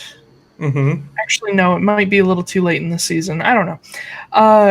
Nothing particularly special. Just a couple of ground-dwelling birds. In the area, there's not a lot of away from the actual tree line. There's no trees outside of the edge of the forest. Like there's none dotted around. Mm-hmm. Probably because the ground around here is not super suited for them. But what you do find is growing, as the priestess said, growing on the walls of the bathhouse, climbing up to maybe like waist height and not getting much higher. There are mosses and like lichen. Mm-hmm. There are some small, like almost flower, like morning glory, like vines that also climb up in a few places. Okay. But again, they don't get very high off the ground because as they get higher and higher, it gets colder.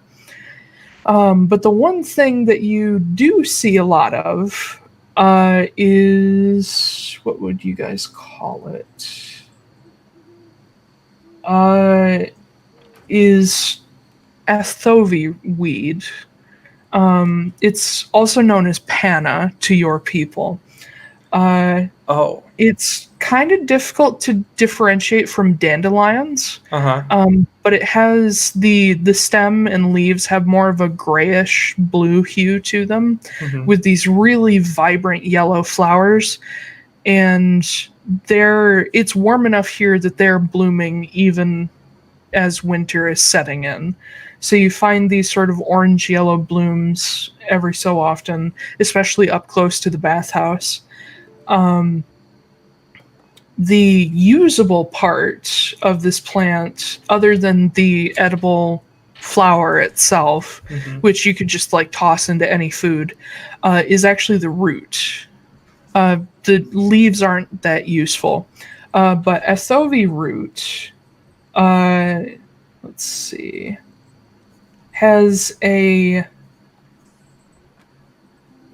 is often used as a like what's the word for a medication that like helps you fight anxiousness and like panic attacks?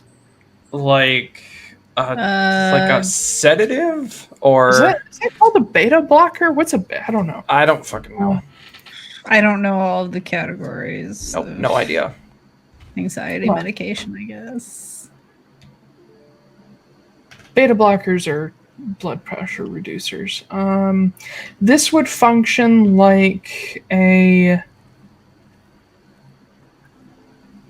Xanax. not well, a little bit, like Xanax, Zoloft kind of thing, but on the lighter side, and a little more. Oh, there's CBD plants. Kind of. Cool. Here's what I've got written about them. Some of this doesn't apply to them because this is in a place where they bloom all the time. The bloom is used in teas and food for a mild, relaxing effect and a floral, lavender-like flavor. The leaves and stems contain a little bit of the relaxant, but the roots contain a more, when dried out, contain a more concentrated relaxant that gives a calm, almost floaty feeling. Can be treated, can be used in similar ways to like cannabis, where it can be smoked, it can be ingested, whatever. When dried and smoked, it has that sort of like light CBD effect, but when ingested, has a much more stark effect. Tends to basically just give a rush of positivity, like literally inducing energy and optimism. Like it's a mental changer. I don't know the actual medical terms for this stuff. Okay. But it also tends to just slightly block the part of your brain that makes good decisions as well. Oh, so you get like overly optimistic about everything. You turn into an optimistic teenager. Where the good judgment part of your brain isn't quite there yet. Gotcha. It can be particularly potent in the extreme north and south. It is most often used by your people to be eaten before battle to raise spirits and make themselves unafraid of death. Oh. Yeah. However, outside of those situations, most people don't use it, like ingest it regularly, because if overdosed upon, it induces vivid nightmares and trauma because of said nightmares. Sweet. Yes. And there are 3 different major concoctions that can be made with Panna. They're called, what are they? There is a Berserker mix called Dancing Blaze. Oh, okay. There are 2 other versions called Frenzy and Third Eye, depending on sort of the concentration of the other ingredient you put into them. And the last one is called Claw Leaf.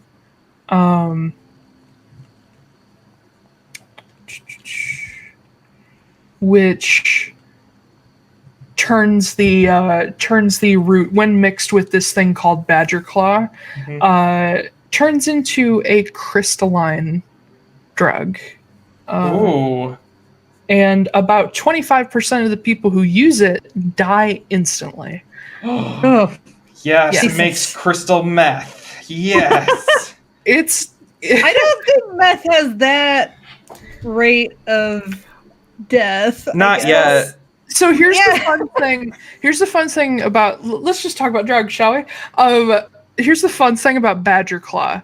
Claw Leaf is the mix of SOV and Badger Claw, and it's horrifically deadly. Badger Claw is actually a treat. Is like, it doesn't have any drug anything in it. Like, that mix on its own is made of cocoa, honey, concentrated chili oil, and peanut paste. Oh, so it's super tasty. It is. It's basically like it's basically a like peanut butter like a pad thai. Peanut butter version of the fucking, what are they called? The Aztec hot cocoa mix. Oh, gotcha. Yeah, I know what you mean. Like, you can add it to other things, obviously, but just cocoa, honey, concentrated chili oil, and peanut paste is Badger Claw.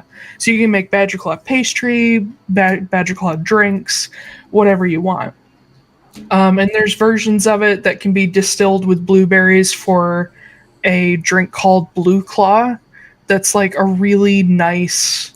Wait, is there one called White Claw? I'm sure there is a White Claw version, but basically Badger Claw is my version of like Bear Claw pastries. Gotcha. But more simple. However, the thing that's weird about the Claw Leaf mix when it's actually mixed with SOV is that SOV reacts to sugar and creates this horribly like deadly drug. Cool. Can we buy Badger Claw at like a store? Badger Claw can be obtained just about anywhere. Cool. How much of this Athovi is hanging about? Because I want all of it. A lot. Okay, maybe not all of it. There's flowers everywhere. But Claw Leaf, what it's known for, the reason that it kills people immediately is if you don't die from it, it destroys your appetite. And even if you build up an immunity to it, so to get anything out of it, you have to keep taking larger and larger doses. And basically, the longer you survive, the less you eat because you just never feel hungry. And so eventually you starve to death. But if you die instantly, basically what happens is Claw Leaf starts rupturing your organs. Sweet. Yep. The most vicious effect, however, is that Clawleaf creates an environment in the body that literally welcomes horribly deadly diseases and sicknesses. So if you don't die from the rupturing organs or lack of appetite, you will die from pneumonia. Sweet. Yep. It's literally like eating cancer. It's horrible. Oh, I can't wait to give this to people. But people use it because it's fucking euphoric. And it tastes good. Huh. Okay. Yeah, I want to pick like a decent amount of this. Okay, how much? Let's say 15 bundles of roots, like 15 little root bundles. Okay.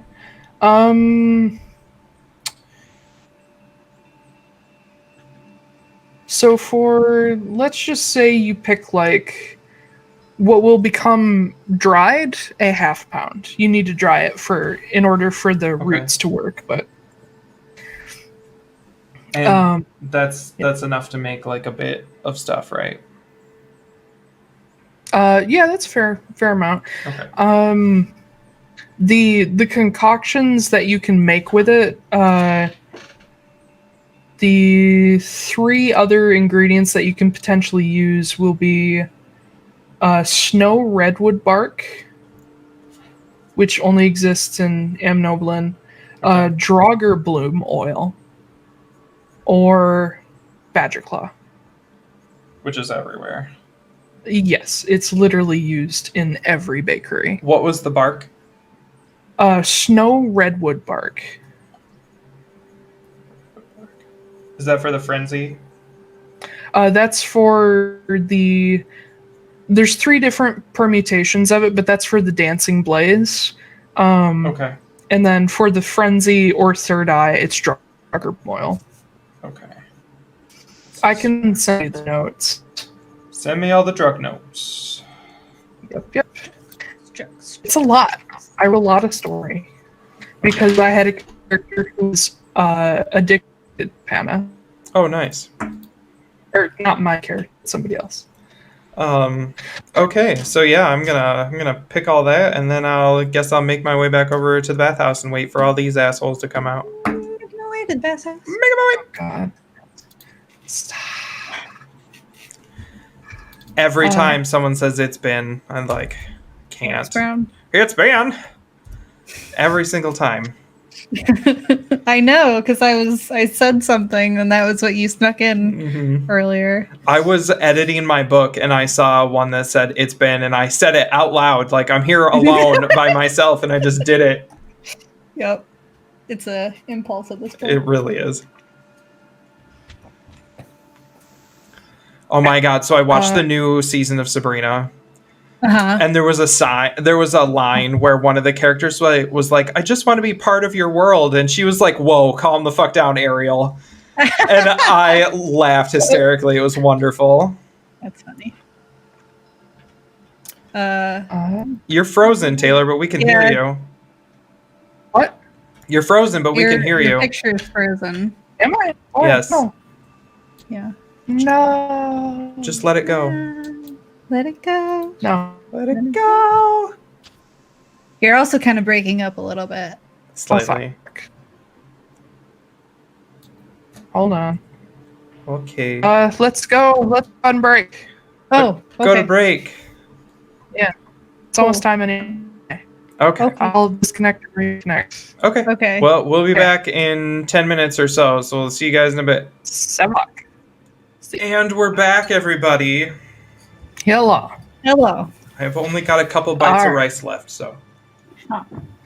Yeah, I managed to insanely quickly fry an egg and make toast. So. Oh.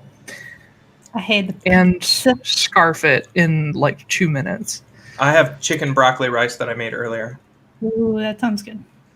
Oh, and I made it with basmati, so it's like really fluffy and delicious. Well, All right. What the fuck were we doing? Playing D&D. I was making drugs. Oh yeah, you were getting drugs.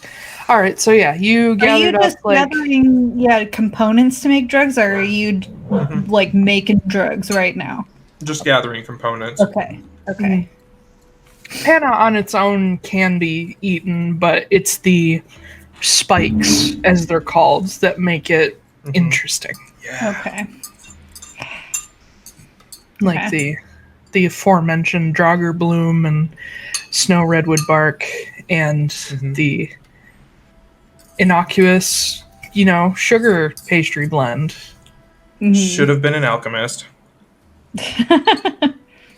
Always time to multi-class. Into a drug dealer. Honestly, level 5 drug dealer. Yeah. I mean, you've already got thief, arsonist, murderer covered, and you can learn to shoot guns at any time. So just become a drug dealer. Just become a full-on gangster. Why not? Exactly. Straight up G. Yeah. You gather up like a pound of panna flowers, which when dried would become about a half pound. Okay. I thought I was picking roots. Oh, okay, then reduce that by half. You told me a half a pound of roots. What? No, I meant flowers. Why would I want the flowers when the roots are the strongest part? Because the entire thing is useful. Oh, can I The roots may be the strongest part. You can still get something out of the stems and leaves, and the flowers are very tasty. All right, fine. I'll take a half a pound. You don't have to... No, it's fine. Okay. Whatever. All right, I'm going back to the thing. Okay. To the hot house. I assume everybody's out by now. Sure, Bull is the straggler. Oh, okay. Yeah. Well, I was gonna say, when I got back to Silas, I was just like, that was fucking stupid. They just made me talk about my feelings. What do you think this is? I thought it was some sort of special place, but I can take a bath and talk about all my insecurities on my own somewhere else. I don't think you understand the function of this place. Oh, don't I understand? Okay, well. Why are you making fun of my accent? I'm not. I'm not. Why don't you go? Should I talk more like you? Oh, God. No. And your Harassian accent? I absolutely hate that. Good. That's I know how I feel. harassment. Aha! That's just haha. That just reminded me of Jester being like, "Am I speaking Zemni?" Am I speaking in Zemnian right now? And Laura not even doing a Laura voice. Just do I sound weird? I don't know what you're saying. Wait, no, he didn't have a southern accent. He had the British accent at that point. I can't understand you. I can't. I simply can't. Oh my God. Oh, Mildred. Sorry. Never mind. I'm sorry, I didn't mean to make fun of your accent, so don't make fun of mine. But, never mind. Oh my God. It's like dating a toddler.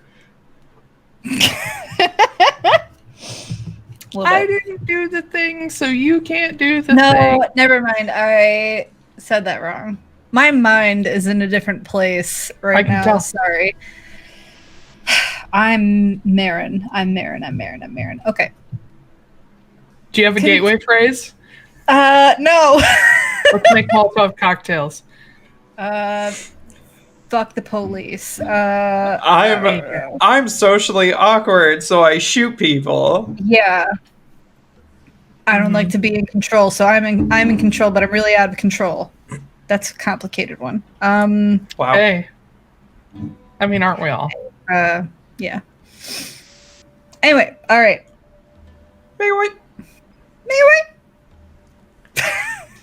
All right.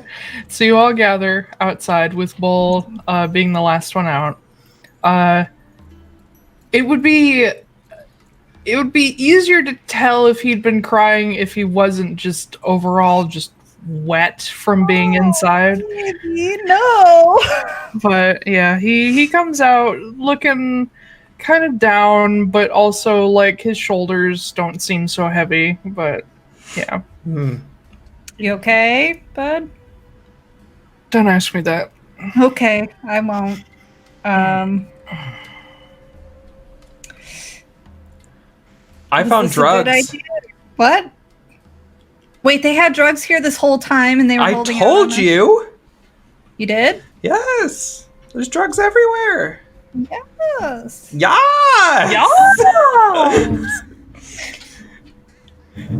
That's how the Thunar people go to war. That's their war cry. It's not dawn yet. The sky is beginning to alight, and you're waiting, just panicked in your foxhole. And in the distance, you hear "Yas!" and you know death is coming. Exactly. That's how that works. Yes, I found drugs. Great, we can Hallucinate? Kill hallucinate people? together. You know what they say? The family that hallucinates together. Anyway, let's go. So fun thing about these drugs is we can do technically 4 different kinds. Technically, you can do a lot more than that. Okay, but this is just me. You're good. Don't worry. 1, 2, 3, Okay. 4, 5, 6. You can do 6, 7 different things with them. Good lord. So we can do a mix that turns you into a berserker. Oh. I can do a mix that opens up your third eye. Oh. God. I can do a mix that will kill you instantly or turn you into an addict and you'll eventually die. Don't like any of those. Let's Or skip over those. I just have, we can just take it straight and do like a relaxer. No, none of that was right. All of that was right. You didn't read the thing over. No, I didn't read any of it. I was eating. Okay, so Panna, on its own, causes reckless optimism. Yes, relaxation. In small amounts. Okay, but this is me telling Marin. It's fine. I don't care. With wolf blood, actual wolf blood. Oh, actual wolf blood. Actual wolf blood. And write that down. There's a mix called Berserker that causes a high, like, manic bloodlust. Wait, you said that was the snow redwood bark. You said that's the dancing blaze. Hold on. I'm sorry. I'm getting confused. Okay, sorry. Wolf blood causes Berserker. Okay. Snow redwood bark causes Wander, which is essentially like the classic vision quest, like months of journey in one night. Vision quest. And then Dancing Blaze is the combination of those two, which essentially causes... this is really hard to explain. Causes, like, crazy high energy, but in, like, a crazy high positive. And a lot of people use it to literally dance until they pass out. It's usually used at, like, festivals. Draugr oil is used to create frenzy, which causes an adrenaline surge and, like, heightened reflexes. Basically, you give yourself bullet time. And then in a heavier dosage, it causes third eye, which is... That's still the frenzy, right? What? That's still the frenzy mix, right? It's just a heavy... It's frenzy is very light on Draugr oil. Okay. Third eye is heavy on Draugr oil. Gotcha. And it causes literally a weeks long like hallucinogenic like trip. And literally renders the user blind to the material plane, but it gives you insight into the ethereal plane. Yes. Okay. Oh, for a week? Yeah. That sounds awful. Says renders the user blind to the material plane for several days. Instead, all they can see is the often terrifying ethereal plane and are mentally assaulted with fear, wonder, and adrenaline. Oh so my it's God. psilocybin. Okay, cool. What? It's psilocybin then. It's magic based mushrooms. It's based on skein Okay. from Critical Role. Badger Claw, that sweet mix Crystal I mentioned, is for a mix known as claw leaf, which causes basically a much more intense re-experience of childhood imagination. Like re-experiencing childlike wonder, hope, daydreaming, but with all of the understanding and free will of an adult. And basically that's why it's so dangerous, because it's so euphoric, and people will literally eat tons of it and just die of internal organ failure. Sweet. This all sounds horrible. Same. Well, drugs often have very bad side effects. Yeah, I mean, Panna on its own, like I said before, can cause vivid nightmares that cause lasting trauma. So it's dangerous shit. And for God's sake, never mix Panna with just straight up sugar, because you will probably kill yourself with it. Oh, Jesus. If I could kill somebody else with it. It'll be a very interesting death. See, this is how you become an assassin. Yeah, I was about to say. So, do you mix it with sugar? In that note thing that I sent you, Yes. I have bolded all of the different mixes. Okay. And then claw leaf is a whole fucking section of its own. Gotcha. So, Marin, this drug is like, it's not a big deal. It's just a tiny, tiny little thing. Don't worry about it. It's fine. That's what you're telling me right now? What? That it's just a tiny, tiny little thing, or did you tell me everything? Oh, no. No, it's just a tiny little thing. It Okay. maybe help you relax a little bit. Okay, I'd be into it. I don't know. I can always If make it's you just some... like relaxing. Yeah, I can always make you some tea sometimes so you can chill out. Okay, sure. Why not? And from behind you guys, you hear Ansem just go, "Oh God." What's... Nothing. No, I'd like to know. No, I'm interested to see what you all do. Okay. Have we seen like a trader just wandering about? I mean, there's Silas, but Hey, are there any honeybees around here? that just go over everybody's head. Never mind. I know. No, I heard it. I just let it go. I did the expression. But honeybees? Yes. Actually, yeah, there would be some in this area because they make mead around here. So, Can I charm the honeybees? how do you intend to do that? I am a little black rain cloud. Rain over the honey tree.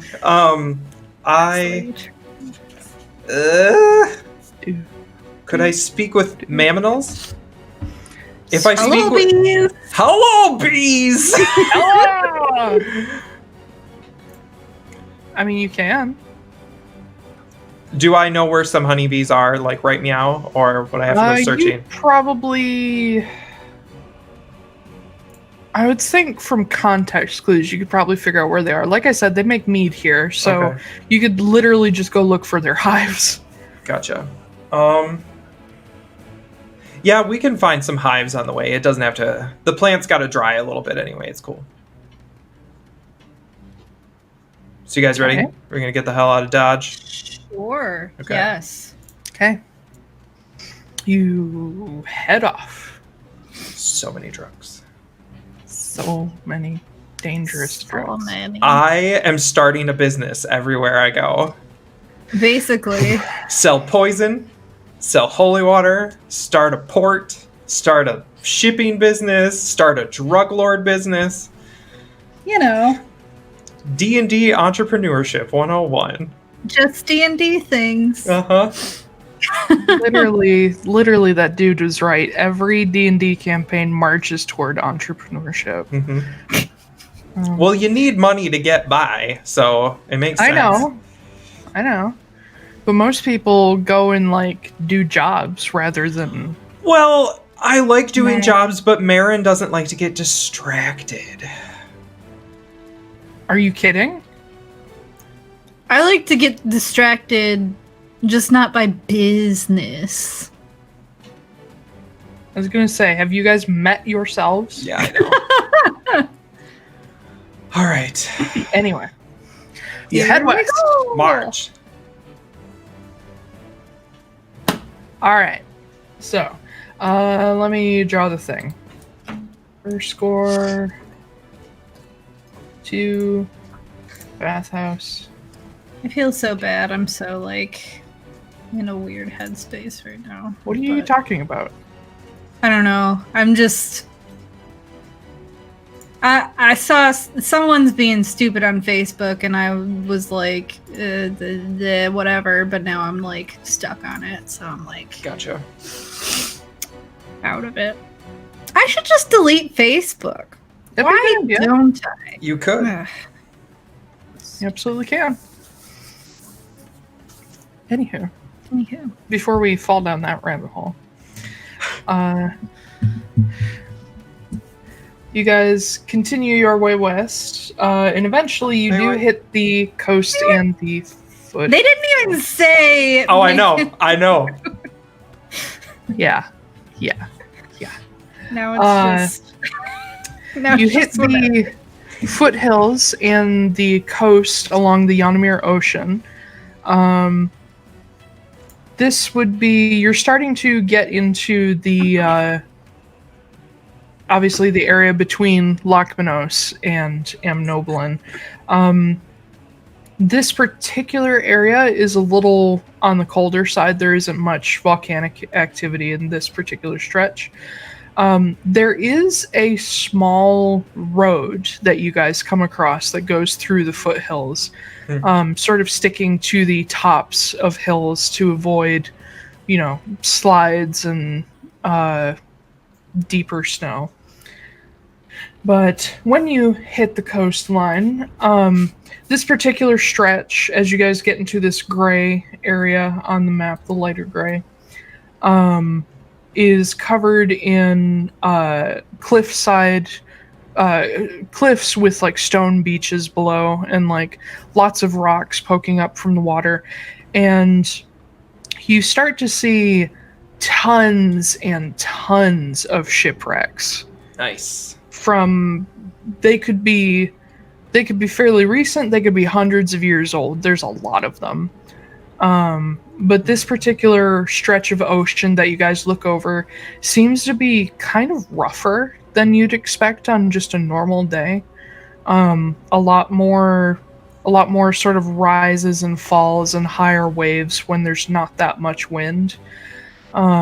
This particular area, you're not quite into the straits just yet, but there are straits further down near Locke's Landing. I don't want to be into the straits anyway. No, nobody wants to be with the straits. God damn it. There are straits further down that are fairly rough. Though there is, you guys would know of, really? that there is... Surprising. Shut up! You guys would know that there's a fairly calm stretch of ocean in a small strip between Lock's Landing and actual coast of Loch Manos.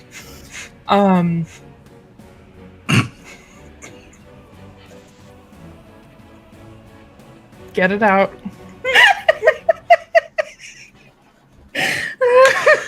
Oh my god.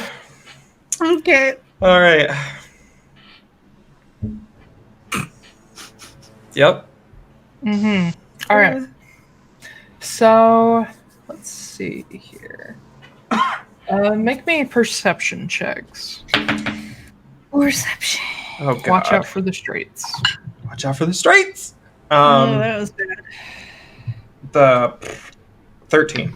7. Oh gosh! All right. Yeah, it was bad.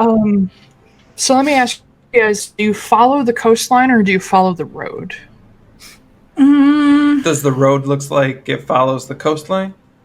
The road is within view of the coast in some places as it crests different hills, but the coast itself is a little bit more of a straight path than the road. Is it like craggy or anything like precarious, I guess? Not if you don't get too close to the cliff sides. How tall is the cliff?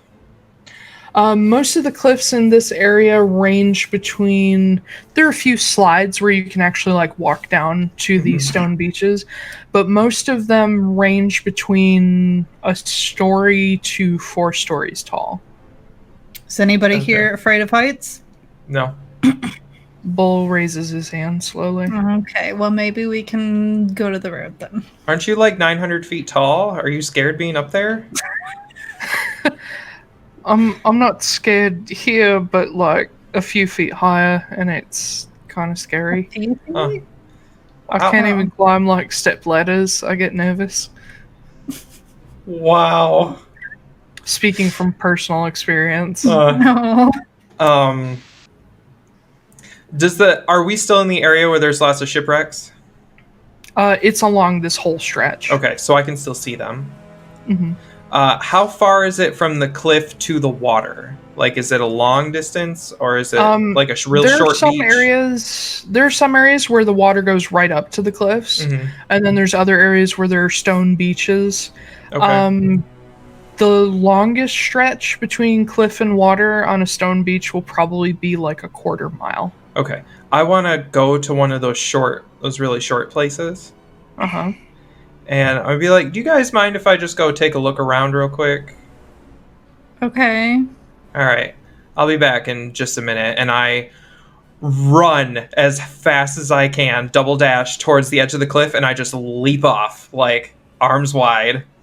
Okay. And then halfway down, I turn into a manta ray. And I use my wings to get myself to glide a little further. And then I want to That doesn't work with manta rays. But yes, okay. it will. Yes, it will. And then I'm going to hit the water, and I'm going to swim. Hold on. I told you there were sharp rocks up close to the cliff. Are we having I'm avoiding them. I'm avoiding the sharp rocks. Are we having a keyfish moment? No, I didn't turn into a goldfish. An acrobatics check. Okay. We're having a Kit Ray moment, is what it's going to turn A Kit Ray. Acrobatics. 12. Oh, that's not good. Okay, you take a flying leap, and is somewhere in your head you think manta rays can glide through the air. They can't. Yes, they can.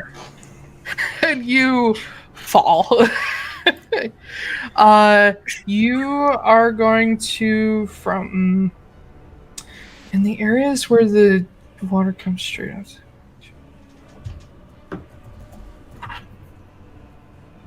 You're going to take Sweet. 10 damage from the fall. Fine. That's fine. That's not bad. And roll me a d6. Oh god. Am I going to be skewered? Maybe. 5. Okay. You narrowly miss a spear of rock coming up from the ocean. But you find that the water here is pretty shallow, and if you dived from any higher, you might have been fucked. But it drops off fairly quickly. In fact, the drop off is kind of insane. Swimming out just a little bit, the drop off is almost a straight downward angle. Okay. Sorry, I'm just checking my challenge rating. They don't really have a manta ray in here, so I'm not sure what to use. Hold on. And Wild Shape does the same thing as Polymorph, right? Like they have their own HP? Yes. Okay. 5e. Let's see. Manta ray. There's a cloak of the manta ray. Oh, Reef manta ray. Okay. I found one. I found 2 from... Challenge rating half, so I can definitely turn into that. And I have 16 hit points, so I'm down to 6.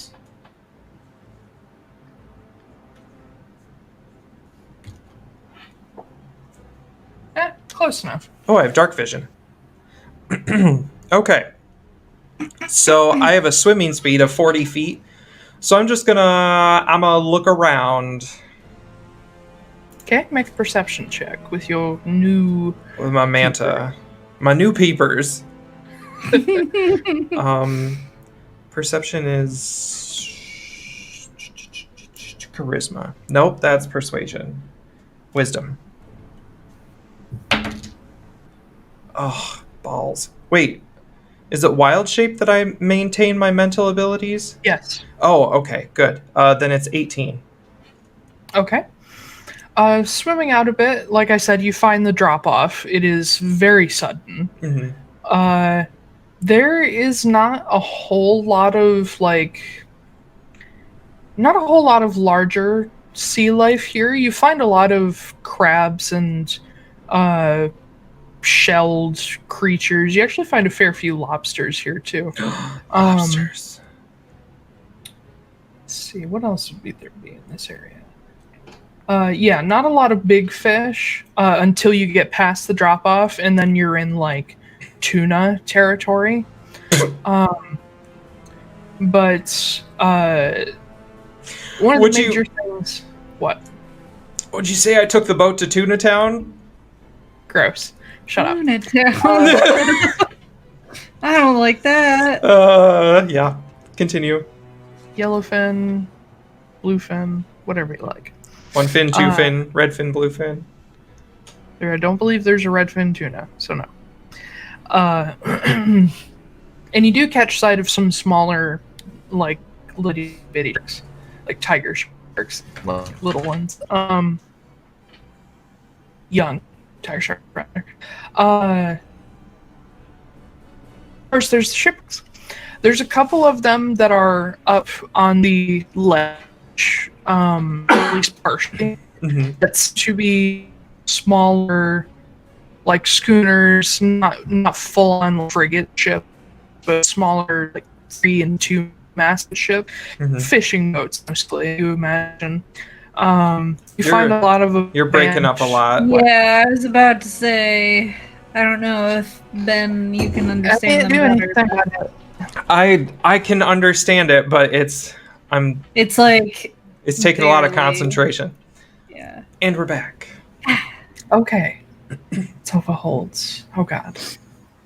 Just hold on another hour 20. Let's do this. So yes, you were exploring, you found some shipwrecks, some old fishing, some exploring to do. You're Dora the Explorer. Oh, Dora the Explorer. Dora the Explorer. Am I just going around to all the ships and be like, "Hola, me llamo Dora." Good God. Can you tell me where the skeletons of the former crew are? Oh my god. They're just floating dead in the water. She's like, where are they? Where are they? And she stares at you for 5 minutes. Oh, there they are. This reminds me of Dia de los Muertos. The day where my people celebrate the dead. No. Anyway, I actually don't know what Dia de los Muertos actually celebrates. So it's like a reverence I think, Yeah, for like people who've a- passed on, just remembering them. Okay. Yeah.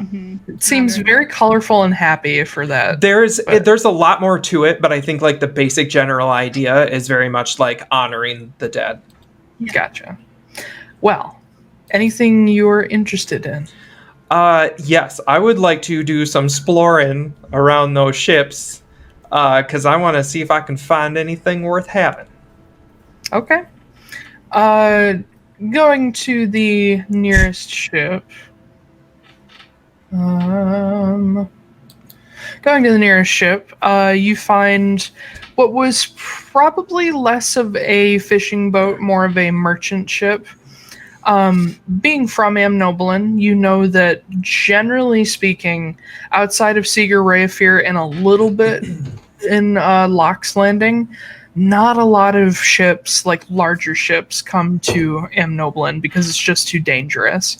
There are creatures, there are underwater rock formations and reefs that just make it way too hard for large ships to navigate into the sort of coastal waters. This ship looks like it's a little on the smaller side, but probably still too big for this area, as evidenced by the fact it is wrecked. You can see immediately what happened to it. The entire bottom of the hull is just torn out of the bottom. You can see stone shards gathered all around it. It seems like it's been there for maybe somewhere in the area of like a couple decades. So and with how cold the water is, it's fairly well preserved. A lot of fish have made home of it, and a lot of things are clinging to the outside of the hull, like barnacles and clams and yeah. A few small sharks swimming around. Heading into it, make an investigation check. Oh Jesus! Let's try that again. Oh, that was so much worse. Investigation is intelligence. Yes. Okay. So 6. 6. Okay. Doing So you really well find today. You find the bottom of the ship. You find the hole in the hull. The hole in the hull. You The hole in the huddle at the bottom of the sea? Yes! You find your way in. And Wait. you do see loads and loads of crates down here. And What about barrels? there are barrels. Yeah. Crates Full of and candles. Oh my god. Sorry, We did again, this Gross. last time.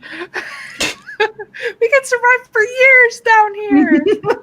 I know how to boil a knife. Knives are delicious. Anyway, yeah, don't worry about it. Yes, there's a number of crates and or barrels. Just sort of scattered down here. This would be the bilge area, so there's not really anything that would be damageable by water stored in this area, but obviously now it's all full of water. Can I search around looking for something that looks valuable? With the 6, No. you do manage to find the hatch going to the next deck, which would be the actual cargo deck. In here, you find a lot of smaller crates and or barrels. You do swimming through. Crate and you do barrel taste kids. What? Crate and barrel kids, like the Gap kids or whatever it is. Junior Yeah, or Crate and whatever. Barrel Junior. You do taste the barest hint of like sulfur in the water in here. Demons. Eggs. But yeah, There's a bunch of There's- eggs down here. Nasty eggs. without just straight up breaking shit open, you don't see anything exposed that's valuable. Can I break some shit open? As a manta ray? Yeah. I don't know how well that's going to work. I'm going to smack my strength modifier is actually +1. But I'm just going to smack the shit out of it with my big old manta wings. Okay, make an attack roll. I just am imagining this manta ray being like... He's going to flap it to death. Yeah. 18, okay.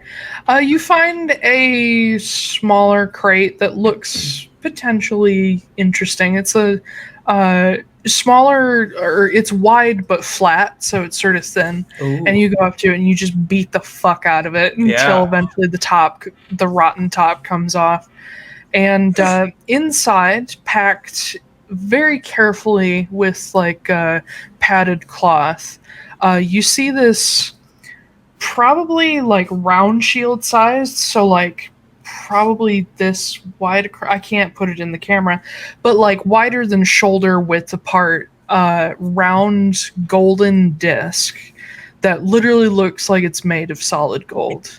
Ooh. And it has a very distinctive broken sun image hammered into it. Hesperus.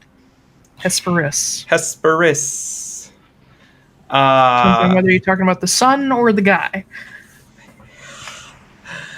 Tumor moss. So we're. Can I hook it on one of my manta flaps? Manta mandibles. It's thin enough that you could probably get a hold of it, but it is very heavy. Okay, I'll struggle my way out. Yeah. Okay. Cute. Okay, so I'm not gonna make you roll for that, but you slowly, carefully sort of wind your way backwards out of the hall with this golden disc. It's very, very heavy.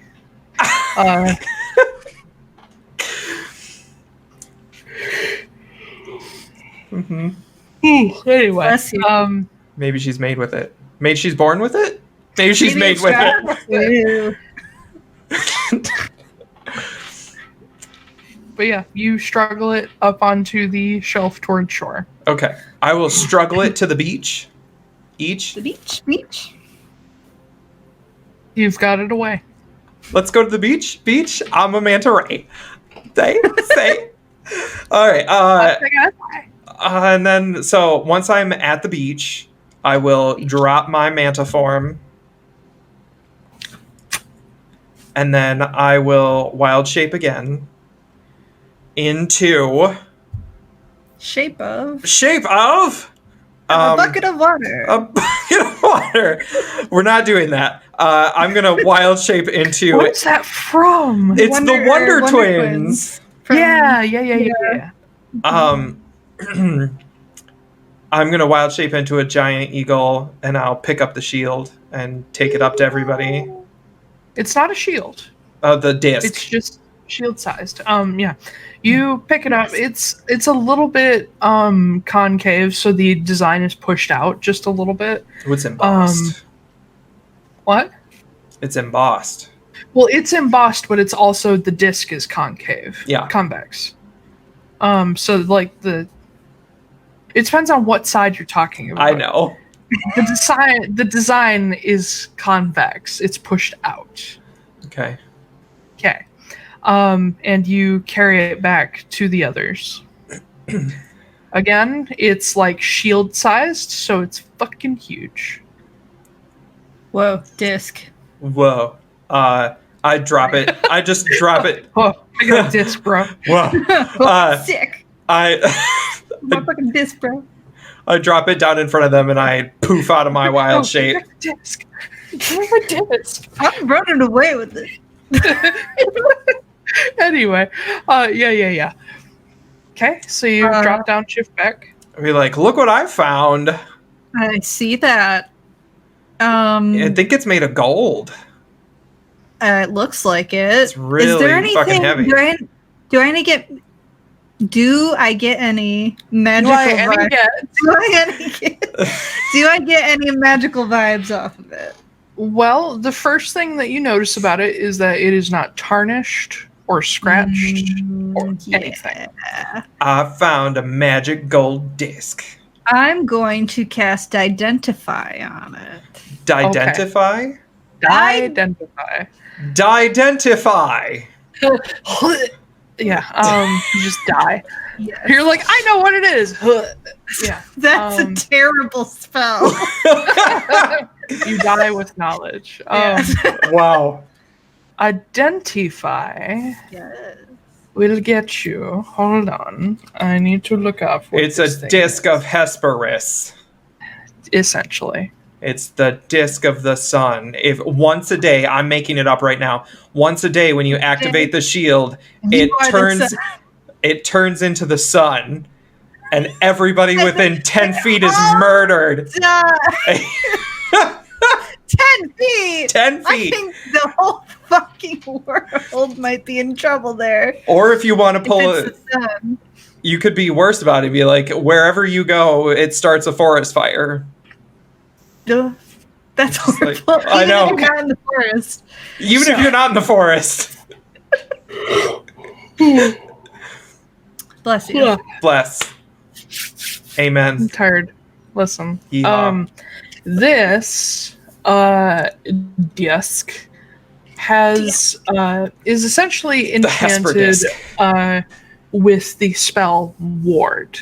Oh. It is, instead of being the original spell ward is an abjuration spell, and it is a reaction. So basically, you cast it on yourself, you get a +5 bonus to AC and saving throws, and take no damage from magic missile. Is Gotcha. what ward does. Nice. This disc causes a dome of that effect when activated, and it lasts for. It would last for one full turn until the person who activated it, their next turn comes around. A dome of ward. Essentially. The dome would probably be around 50 feet across. Jesus. Yes. Well, who wants it?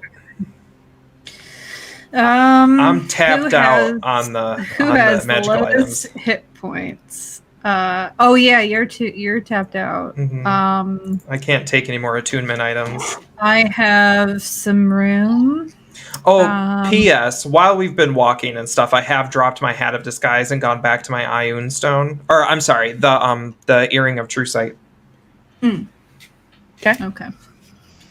Well, I can attune Silas. I would also add, you do see while identifying it, there is script in the back of it that's been chiseled into the disc. And what does it say? Just FYI. What does it say? The script is a signature of the person who made it. You see L. Courage. Oh no! That fucker. I picked the disc back up and I'm like, I'm putting it back in the ocean. Why? He's a good guy. No, the last time he said something was okay, Sylphie ended up with a cursed ring with a god who can't talk. It's true. That you So did you, even without that. Yeah, but I'm not cursed. I can take it off. Can you? Yes, I've taken it off Have you many tried times. recently? Yes. No. I can take it off. Can you? Try. Why? Go ahead, take it off. Because God is giving us some. I take the ring off. It doesn't come off. Oh, great. That's fun. Yeah. Anyway, the disc says El Courage and would list. It's the year 200 UNAC, so it would list 182 E1AC, so 19 years ago.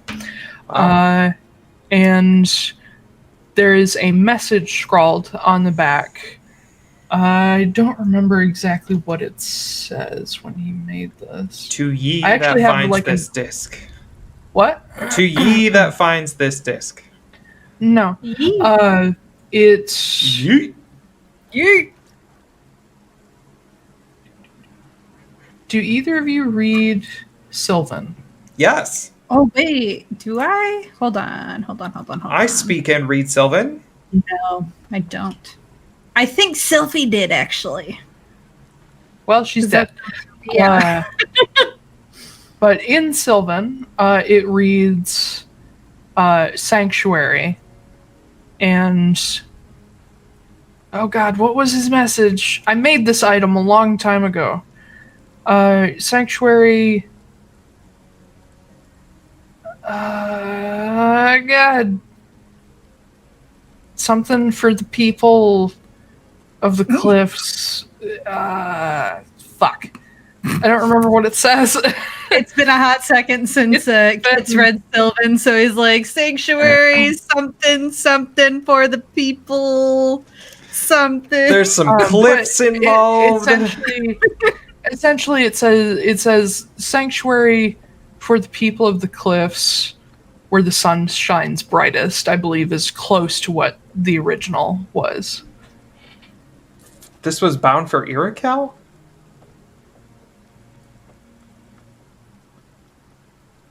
Huh.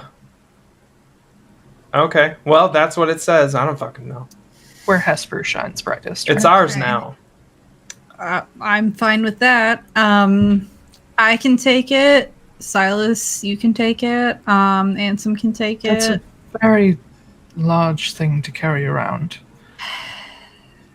Well, it's a very useful thing to carry around. You know, Bull's really strong. We also have horses. That's very true. You could just Bull, attach honestly, the would shield to the probably- horse's butt. And Bull is like, are you sure it wasn't banned for Hjolmennir? I don't know. Because, like, the whole thing with the people living on the cliffs and, like, the sun and stuff like that. I mean, technically there's cliffs and sun everywhere in the world. Why don't, when we get to Hjolmennir, we can talk to Dee and we can show it to her and see if she has anything to say about it. Maybe they'll pay us for it. Maybe they will. Mm-hmm. There you go.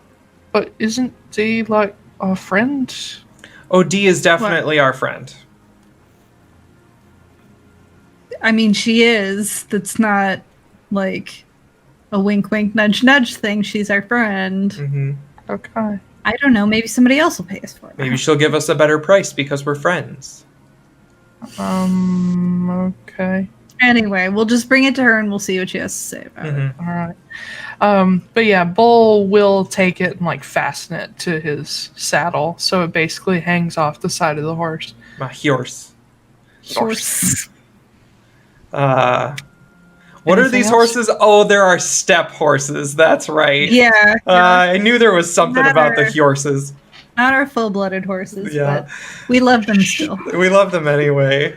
But as soon as we get married, we're sending them to boarding school. Oh, no! Yeah, so I guess are we taking the path then? We're taking the path. Yeah, because Bull's scared of heights. On the Okay. path. Is there a path? It's a path. Yeah. You said road or path, something like that. Road. Yeah, it's like a goat path. Road goat path. Meh. Right. Blah. Blah. Are they screaming goats? Blah! Yeah. Wouldn't it be hilarious if we're on the cliffs but they're fainting goats, so you scare them and then they're just No! that's it. That'd be funny.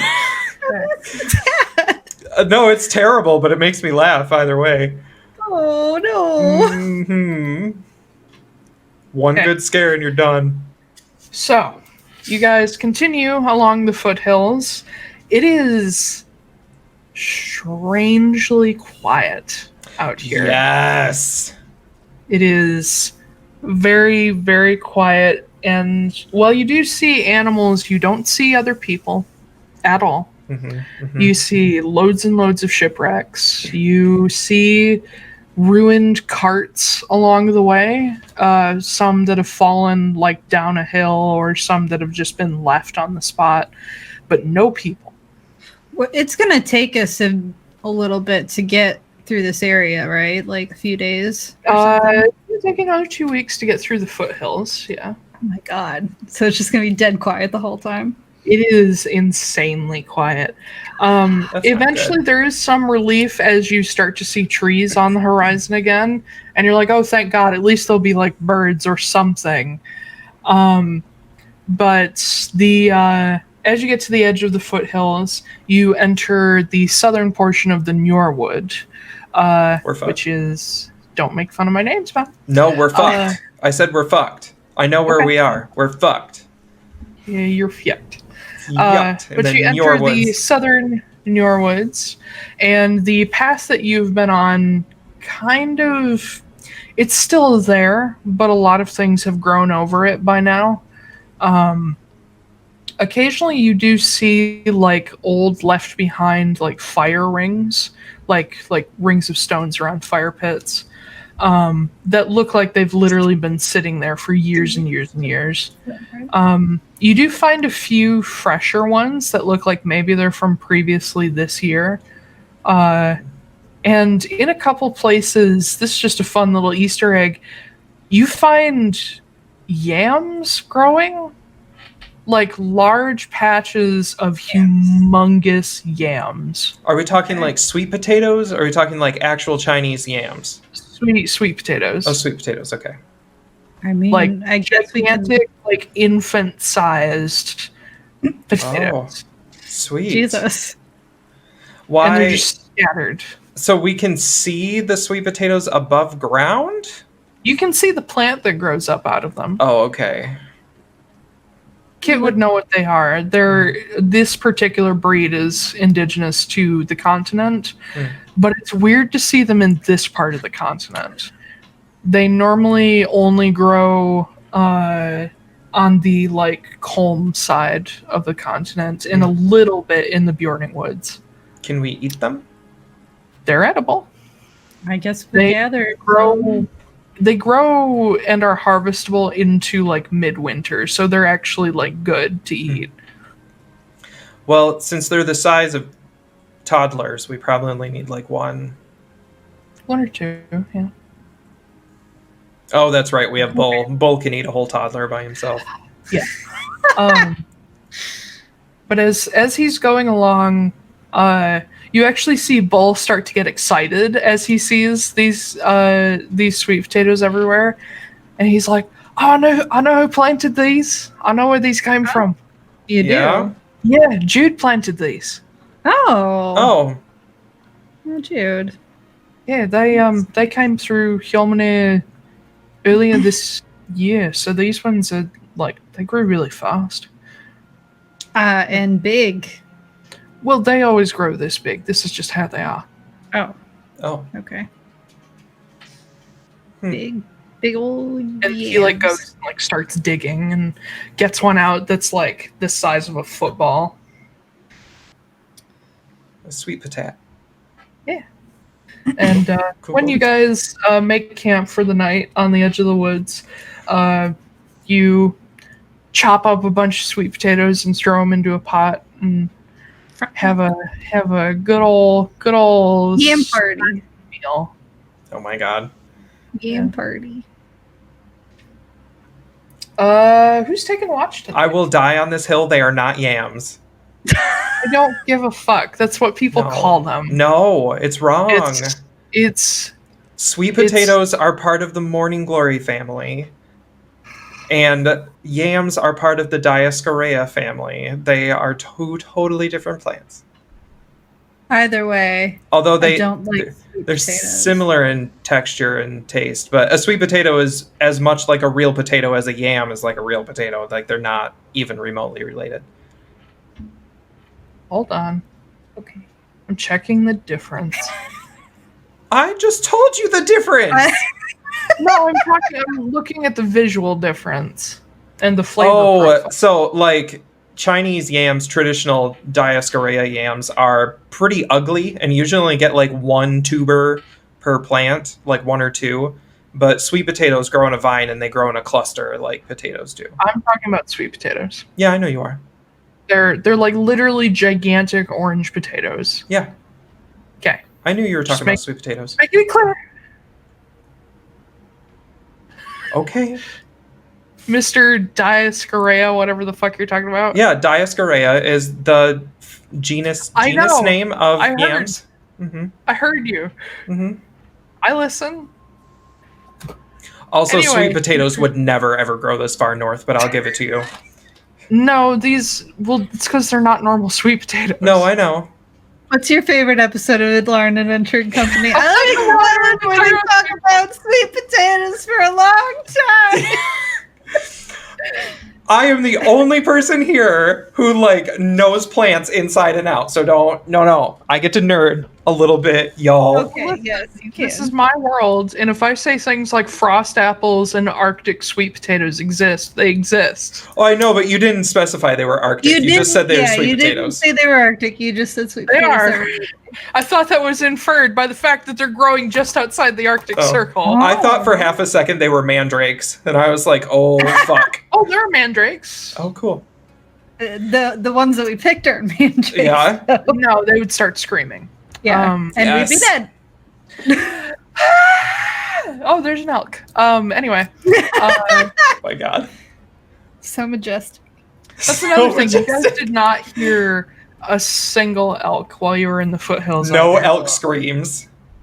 No. I imagine In the middle of the night. I imagine that Marin is very on edge. Mhm. Like even now that we're in the forest area. Oh, you are fucked because we're in worse. Loud. Yeah, this is we're in the S-word territory. Oh no, I don't like that at all. Who's taking first watch for the evening? I'll take first watch. Okay. Make you a poor perception. Probably because nothing bad's gonna happen on first one. No. Unnatural 20. Unnatural 20? All right. You've never been to the Njorwood. It is a... Njorwood, Fjarwood, wherever you are, wood.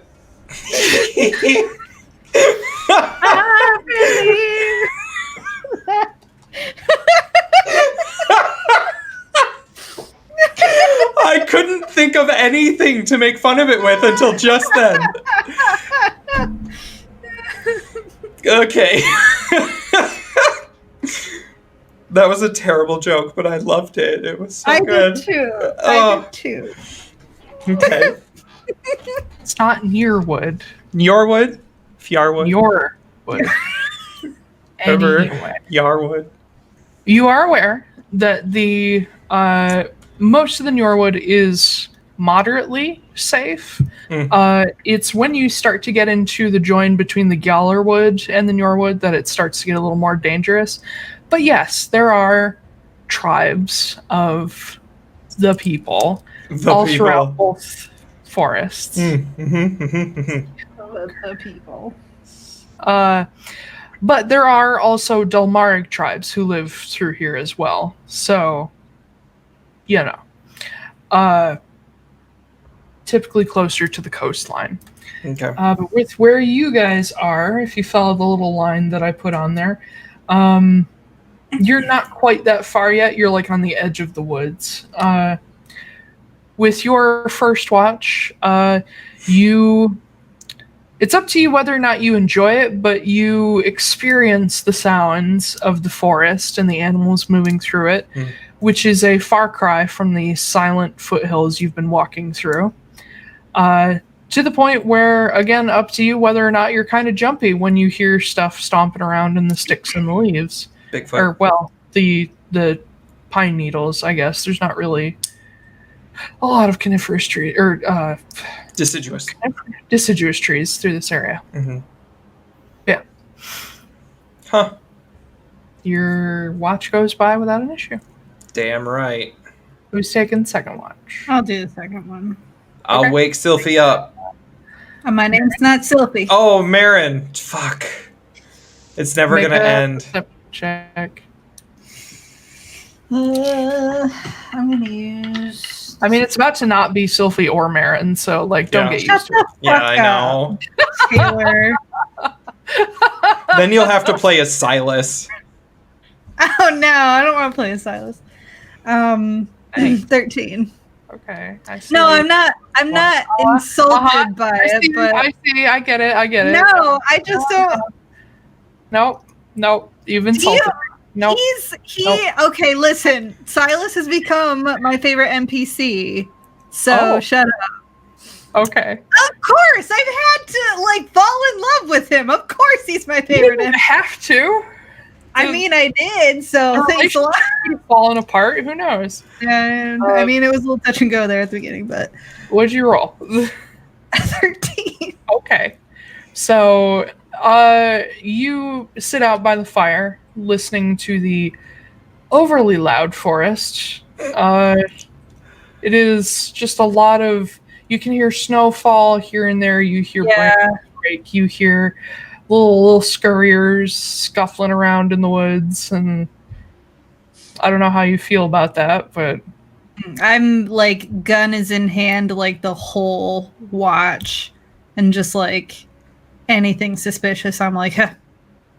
Yeah, you do occasionally hear a sound in the distance, northwest-ish, that you swear it's something howling, but you have no idea what it could be, and it's only one thing. Oh. No, it's not even what's the best way to describe it? It's a howl, but it doesn't sound like a creature. It sounds more like something blowing through something. I don't like that. Oh, like wind blowing through. Oh, okay. Okay. But you hear it just very occasionally. It always comes from the same direction. Never gets any louder or any quieter. I'm gonna walk over to the tent that Kit's in and wake him up again. Be like, hey. God, what? Where's the relaxing drugs? I'm fucking freaking out here. You can't be on watch and be on drugs at the same time. I thought you said they were just for relaxing. Yes, but you can't be on drugs and be on watch at the same time. You can't operate heavy machinery and be on drugs at the same time. This is not heavy. It's like the Overwatch is heavy as fuck. You could literally. It is not the Overwatch. It is Ace of Spades. You can't have a gun and be on drugs at the same time. Especially if you take claw leaf, because then you might actually shoot yourself. Fine, you're no help. I'll leave the tent. Okay. And I'll just sit there panicking. That's fine. It's good for you. And extra calories. Extra calories burn. Get all those footsteps in. When your watch finishes, Ansem takes the final watch. Oh, okay. Nothing happens. Cool. You can decide how well Marin actually sleeps. Not well. Yeah. I would say the whole time we're going through the hills, not great. Everything feels off. 6 points of exhaustion. Oh god. Not yet. In the morning, everything seems chill. That weird sound in the distance is gone. There's a gentle breeze now going through, which, by the way, I should note, there was no breeze the previous night. Oh, I'm sorry. We heard a howling through something, and there was no wind. No breeze. Okay. Yeah. I should have mentioned that earlier. But yeah, you guys get up, you eat a sweet potato laden breakfast, and get your asses going into the woods to grandmother's house and home before dark.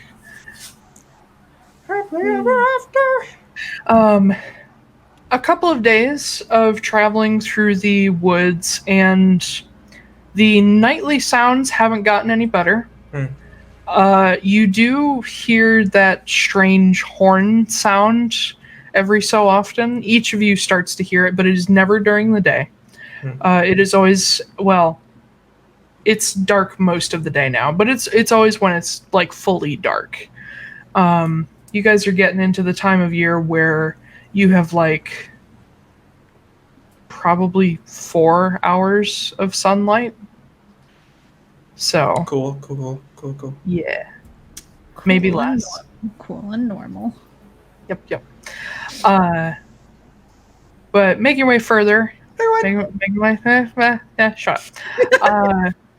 You are now having to travel. I mean, you've been having to travel, but you are now having to travel in the dark, especially in the woods, as it gets, darker beneath the canopy and in between these very thick, needled, fucking coniferous trees, evergreens, whatever the fuck. Yeah, you're right. But you do start to notice in this area, Kit in particular picks it up first, that there are some new trees starting to be dotted in between the evergreen trees. Some very, very massive red barked trees that currently carry no leaves. Would I know if there's snow redwood barks? They are snow redwoods. I would like to collect some of that. Is that for the death one? Or No, it's for the vision quest. Oh, the vision quest. Okay. Oh boy. Their bark is less like a redwood, more like a birch tree. So you can basically take a knife and just like cut sheets off of them. Perfect.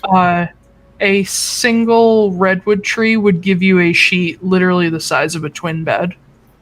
Oh. Nice. So I'll roll that up like a map and just shove that in the bag. yeah. You do know that snow redwood bark on its own is used or was used as basically like paper by some people previously, before there was actual paper, better means of making it. And then snow redwood bark on its own, when ingested, is generally like it functions a little bit like Pepto-Bismol. Oh. With a little bit of a relaxant to it. Okay. So, your stomach stops hurting and you kind of nod off. Perfect. It's like Benadryl and Pepto had a baby. Yeah. You can just go up and after you take the bark off, lick the tree and you'll be out in a second. Huh. Yeah. That's actually, how close are we to camping for the night? I mean, there's redwoods everywhere, so you could do that whenever you're ready to start camp. Yeah, once we get to camp, I have something to do. Okay. You guys make camp again for the night, deeper into the forest. You have to clear away some saplings to actually make a spot to camp because the woods are so thick through here. But you manage to put up tents and get a little fire going that's not going to catch everything else on fire. Okay. And then I turn to Marin and I'm like, hey, so you're having a hard time sleeping, yeah? I mean, generally, yeah. Okay, well, I think I can help with that. Come over here. Okay. And I lead her over to one of those trees and I cut the bark and peel it back and lick it.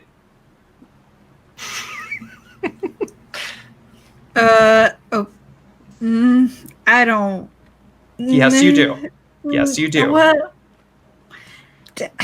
Is there a way for me to not lick it and still get the same? Yeah, sure. You got a biscuit to mop it up with? You literally see clear sap just running. Can I just okay, I'm gonna run my finger through it and your finger starts to tingle. Oh, I don't like that. Never mind. It's not bad. It's just a slight tingle. It's a relaxant. It'll help you sleep through the night. Like a minty tingle. Oh God! I'll just lick it really fast. I'll just go. Now, just not to scare you, but you have about 10 seconds before you pass out. So get to your tent really fast. Wait, what are you talking about? Before I pass out? Go, quick! What? Go! Yeah. As you're standing there panicking, your vision starts to tunnel. Okay, okay. I'm gonna try and walk back. You make it about 5 steps before you just go. Hey, Silas. And he pokes his head out. He's like, "What did you do?" Oh, I drugged her. Put her in her tent. He comes running and he like picks her up and she's just like, She's fine. She's just gonna sleep really well. God damn it. Do you want to sleep really well? You can also lick the tree. No, not while she's like this. Oh, okay. And he ends up having to have Bull's help because Silas isn't that strong. And Bull like picks up Marin and carries her into her tent. Can I pull a glass vial out and like try to like put some sap in the vial? It takes a little finagling, but yeah, you can do it. Okay. 1 vial of snow redwood bark sap. Okay. It's snow redwood sap. I know. The tree is not called a snow redwood bark. It is called a snow redwood bark snap. Snow redwood bark tree sap. That's a lot. Okay, so this would be a heavy sedative is what I'm going to label it. Yeah. Yeah. So You could dip like an arrow in that and shoot somebody. It'd be like a tranquilizer dart. hell yeah. That hurts. Okay, cool. Be like the fucking one of the scenes from Ace Ventura where his arms are just all floppy. Mm-hmm. Yeah. All right, and then I'll head back to camp with my vial of snow redwood bark tree sap. Well, I'm not taking a watch tonight, I don't think. No, I didn't plan on you taking one. All right, Bull will take first watch then, just to sort of keep an eye on Marin mostly. Hope we don't get a fight tonight. Yeah, so. that was my thought too. Hope so. Nothing particularly interesting happens, and Silas takes the second watch. Okay. Kit or Ansem on the last one. I'll take the last one. You do notice, I will say this, you do notice that Ansem, who before you got to this area of the continent would take like whatever watch if you guys asked, but typically Bull would be like, no, he's like an older man, he needs his sleep. But ever since you've gotten into the woods, he has been taking the last watch almost every night. Okay. What? Are you suspicious? But now I'm last watch?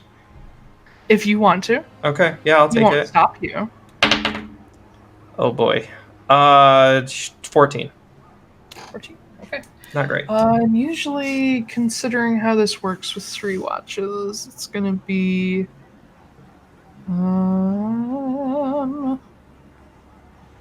Okay. So about when your watch is about halfway through is when Marin starts to wake up. Oh, okay. Okay. The heavy sedative. And I'm sorry, you said 13? 14. 14. Okay. You do hear before the sunrise, you do hear that horn in the distance. It seems to be...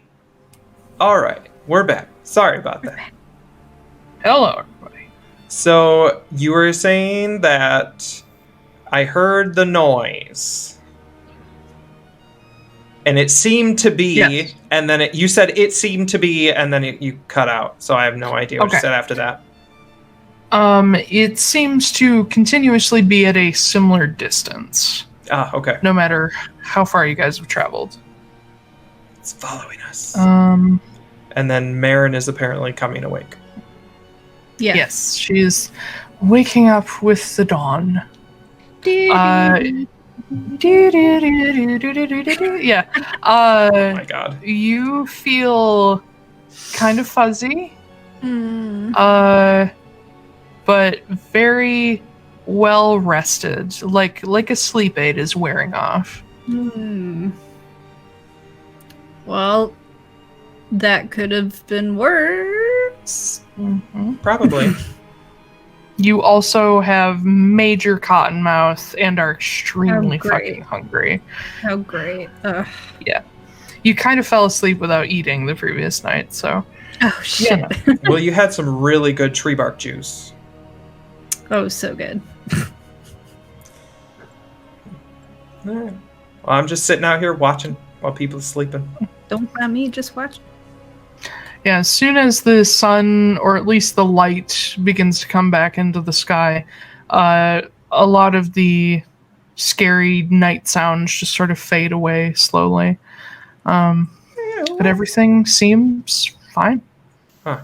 Okay. I come out of the tent. I'm like, food. Hungry. Where is it? So Eat it. something. Bull is sitting at the edge of the fire, like, cooking. He's like, okay, and like I'm gonna, is there like a piece of like, no, that'd be gross. I was gonna say if there's like a piece of raw yam or something, I'm gonna like take it. You probably shouldn't eat raw potatoes. Probably not. You can eat raw potatoes? And you can, That's nasty. You can eat raw sweet potatoes, but they're not, you might have some digestive issues. Yeah. Yeah. Okay, I'm patiently waiting. So you'll need more of that tree bark juice, and then you'll fall back asleep. Yeah. Never make me like a tree ever again. I didn't make you. It was peer pressure. That sounds like you're weak-willed. Oh, fuck. Okay. Damn, okay, we're getting real here at 6 in the morning. Did you sleep well? Actually, yeah, because Okay. I don't think I was sleeping though, Kit. I think I was unconscious. That is the same thing. No, it's not. It's almost the same thing, minus REM sleep. How's your long-term memory yay. this morning? My long-term memory? Yeah. Do you feel like you cycled properly, or? Okay. No, I kind of feel a little bit like I got hit in the head with like a battering ram. Not the pain aspect, but the like I don't quite know what's going on yet Gotcha. aspect. Yeah, so Okay. Well, now that I'm at the last 2 hours of my watch, right? Uh-huh. Okay. Yeah. Other I'm going people to. are waking up, so it's pretty much over. I'm gonna start making the Vision Quest potion. Little piece of bark, couple little flowers, and my mortar and pestle, and just like smashing the shit out of them. Is that how you mortar and pestle? You just go. I mean, So isn't it? You're making wander? Yes, I'm making wander potion, It's not a potion. wander tea. Wandered. Sure. So wander can cause the user to have lucid, vivid dreams of being a lone, wandering predator, often a wolf, trying to survive in the wild. Dreams last weeks, months, years, but the user is only asleep one night. Oh, okay. I was like, holy fuck! This is often used by tribal folk who are part of a wolf or hunter clan or use the wolf or similar as a totem animal in some capacity.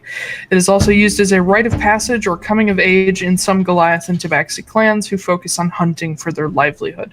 So basically, if you use this shit, it'll fuck you up for a night, but the dreams will last for way longer. Oh, I thought the dream just felt like it was really long. Wait. Hold on, let me check what my writing says. Does the dreams last week, months, years, but the users sleep only one night? Okay, sorry, yeah. Okay. So the dream can feel like it lasts years. I misunderstood my own writing. Sorry. So as I'm like taking this like just smashing the shit out of it. Like, are you do you want some actual help on like those people back at the bathhouse? I'm betting it has something to do with what you're mashing up right now. It does, you're right. Is this going to be like one of those like unlock your deepest, darkest fears and you have to confront them? Potentially. I don't know. really, because I've never taken it yet. But what if you take it first and then tell me how terrifying it is, and then I'll see. Okay. Yeah, sure. Okay. Oh, okay. I thought you were going to say no. No, I planned on taking it at some point anyway. Oh, cool. Okay. Well, you know what? You do your journey, and if you're not fucked up from it, then maybe I will consider it. Okay. Considering the stuff that real life Ben dreams about, it might be bad. No, it's fine. Okay. It's fine. I'm already used to it. It's fine. So I'm just mashing my tea. Mashing your tea. Well, then let me ask this, like, preemptively. What is Kit most afraid of? I'm interested. Yeah, I'm interested too. Probably... Skinwalker. No, probably losing. Okay. Probably losing Ren is definitely one of them. And... Any phobia? Not being able to make a difference. I don't think he's phobic about anything. I don't think. Okay. All right. Taiylor will remember this. Yeah, I know. Obviously. All right. So I make my wander tea and make my wander tea. And then we wait for everybody else to get the hell out of bed. Pretty much everybody is. Cool. We're eating some breakfast. I'm just scarfing it down. Yeah. At some point, Bull like slows you down. He's like, "Give your stomach a second to catch up. You've eaten way too much." If you eat too much, you'll have to lick that tree again to fix it. No, I want to lick the tree again. Yeah. Okay. Yeah. Slow down. Listen here, and he like hands you like a little like cup of water. He says, "Sit for like 5 minutes. Let your stomach catch up, and then you can say if you want any more." Hold on. Oh, I don't have any more water left in here. Shit. Oh, fuck. Damn. You can have some of mine. Oh, thanks. Appreciate the offer. Yeah, you're welcome. I'll just fly it the 5 miles over to your house real quick. Yeah. I'm a little closer, so I could just like hop down the street. Toss it out the window. Yeah. Yeah. You all finish up breakfast, pack your shit up, and get the heck on the road. Or, well, lack thereof. And through the day, fuck all happens. To the point where you guys are starting to get used to the sounds of the forest. But because it's winter, a lot of things just aren't coming out right now. So it's all very... Well, it can be loud at night as things go out hunting. During the day, it's quiet. And the most exciting things that tend to happen is like a fucking squirrel falls out of a tree or some snow falls off a branch. It's very tunnel to Jorhas kind of traveling. Just you go through the song 99 bottles of beer on the wall like 4 times a day. It's pretty bad. But eventually as you're walking, you find kind of not really paths between the trees, but like areas where these snow redwoods are becoming more and more prevalent, so there's less stuff growing between them because the sun doesn't get through. And so there's wider open areas for you to be able to walk through. But as you get into this more snow redwood heavy area, you start to see things hanging from the trees. Little figures. Oh god, it's the fucking Blair Witch. Yeah. Little figures and baubles and symbols and just little stuff hanging from a branch here. Maybe a dream catcher like object there. In a couple places. Someone's big dog just started barking. It scared me. Oh no. You hear a dog bark in the distance. Yeah, this is not the never-ending story. We don't need to do that. That's fine. Uh-huh. Uh, but they seem to mark out a path. They seem to be not scattered, but in a specific order. And the first one that you come across is, I don't want to invoke the image of the like Blair Witch figure, that sort of triangular stick-shaped figure. Mm-hmm. Imagine more of a, you know what like classic wooden clothespins look like? Not the ones with a hinge, but the ones that are just a solid piece of wood. Imagine that shape, but with additional like arms on the side and a circular top to look like a human figure. Gotcha. Okay. You see these very nicely hand-carved little figures occasionally, but they're all at least partially painted with something. Some of them are painted red, some of them are painted blue, and they seem to have some kind of pattern to them. The pattern of colors repeats, or you'll see multiple of a similar color in one place or around a certain tree. And you do see in this area as well that a number of the snow redwoods, their bark has been stripped away basically from as high as someone could reach down to almost the roots.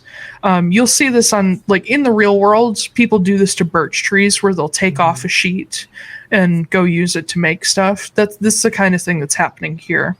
Okay. And for as big as that is, these people are carting away, like whoever they are, they're carting away like queen blanket sized sheets of this bark. And you do see in a few places there's like scraps left behind of bark that's crackled, or in a couple of the trees that aren't stripped, you see taps set into them with little buckets hanging off of them. And the sap is running fairly slowly, but at a good pace for this time of year. And you just see these little signs of people around. And while the symbols aren't familiar to Kit, you're also not from this side of the continent, so you don't know what the people in this area would use. Let's see. Yep, that's about what you're finding. You find multiple different like pathways marked with these things. They seem to be literally trails of tapped trees and stripped trees, and maybe like hunting trails. Have you come across any bees? Any bees? Yeah. Well, I assumed that you had back when you were closer to Urskar's, or closer to the bathhouse. Oh, well, I never collected any honey, so I was going to look for bees while we were on the trail. Oh, well, that would have been back when you were near the bathhouse, because there would not be bees out here in the middle of winter. Oh, okay. Well, I told you there were oh god, I told you there were hives there. I'm sorry, okay. I hiccuped in the middle of talking. I'll just buy some honey from someone eventually. Okay. Wow, yeah. that surprised me. All right, weird body functions. That's okay. Well, there's some weird shit on these trees. Yeah. There's people out here. Yeah, that doesn't help with my anxiety. Do you need the trees are already, you can just go stick your face in one of those buckets. I'm not doing that again. It's fine.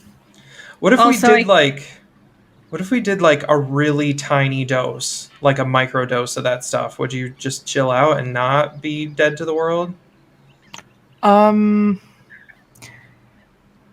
It depends. Super, super, super tiny doses, like a pinprick of this stuff, is enough to like settle your stomach. Okay. And like a drop is enough to put you to sleep at least for a little while.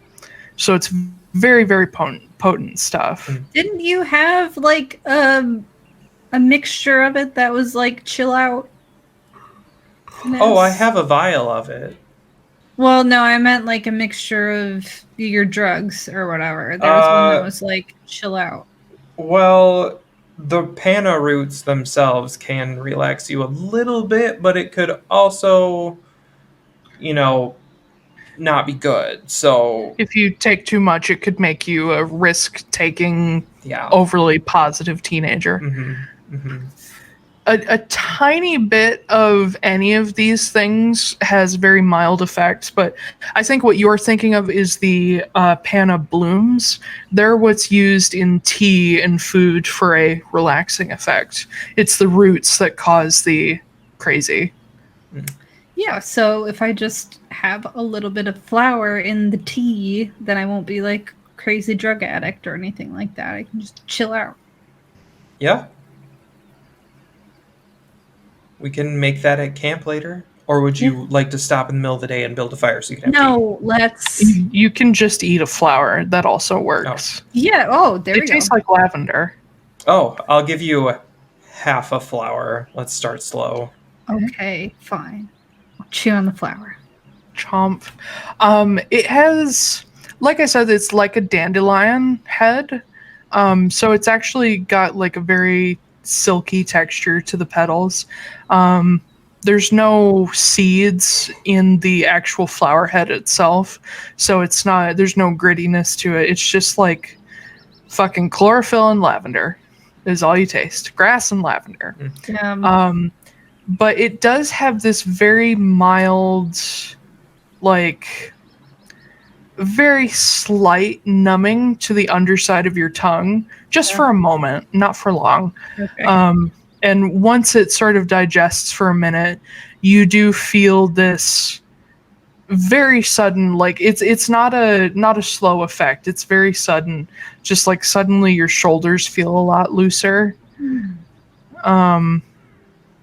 And it's kind of, it's not euphoric, but it's kind of like suddenly all the shit that was bugging you kind of seems less awful.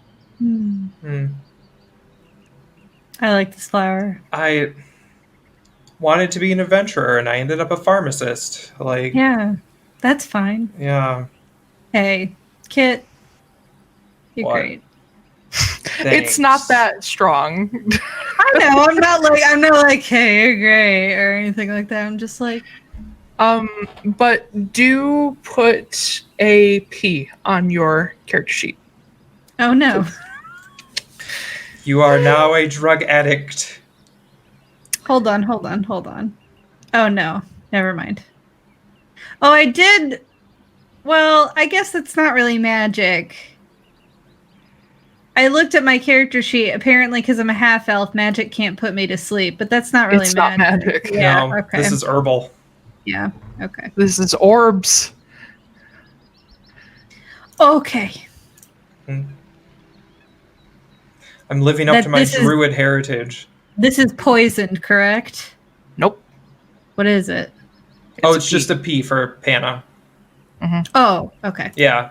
Just like I've got a W on mine for werewolf, but mine's written. I'm not using D&D Beyond. Yeah, I got D&D Beyond, so I'm like, I don't know how to mark this. Make a sticky note. Yeah, I'll just put it on my notes here.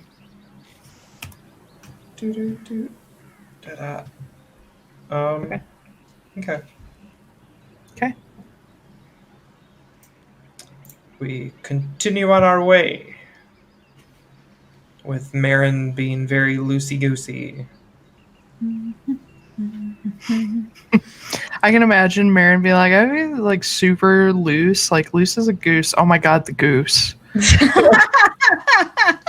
I can just imagine that happening. Do we see Ted? Yeah. Do we see Ted? Just randomly? Yes. Make a perception He check. asks this every time. Like, we go somewhere random and he's like, is Ted here? And then you're always like, what? What are you talking about? Usually I roll well, but not this time. 15. 15. Walking through the woods, there is a distinctive lack of bird.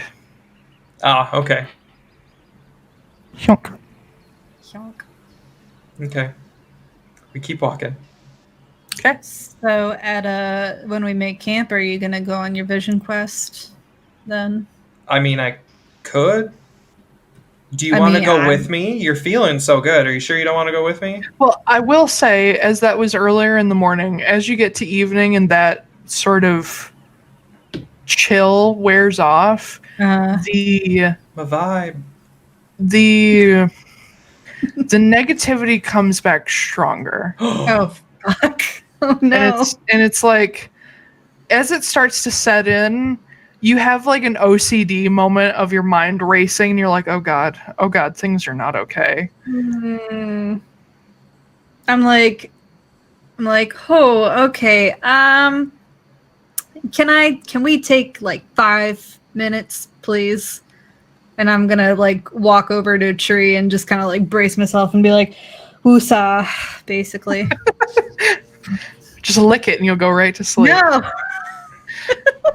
Just chew on the tree a little. Yeah. You can't think bad thoughts if you're not awake. It's true. You can't sneeze if you're unconscious.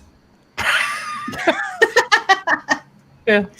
But the like rush of negativity slows down and goes away after a bit, but like the return of your like logic, well, not even logic, but like your anxiety brain was just very sudden.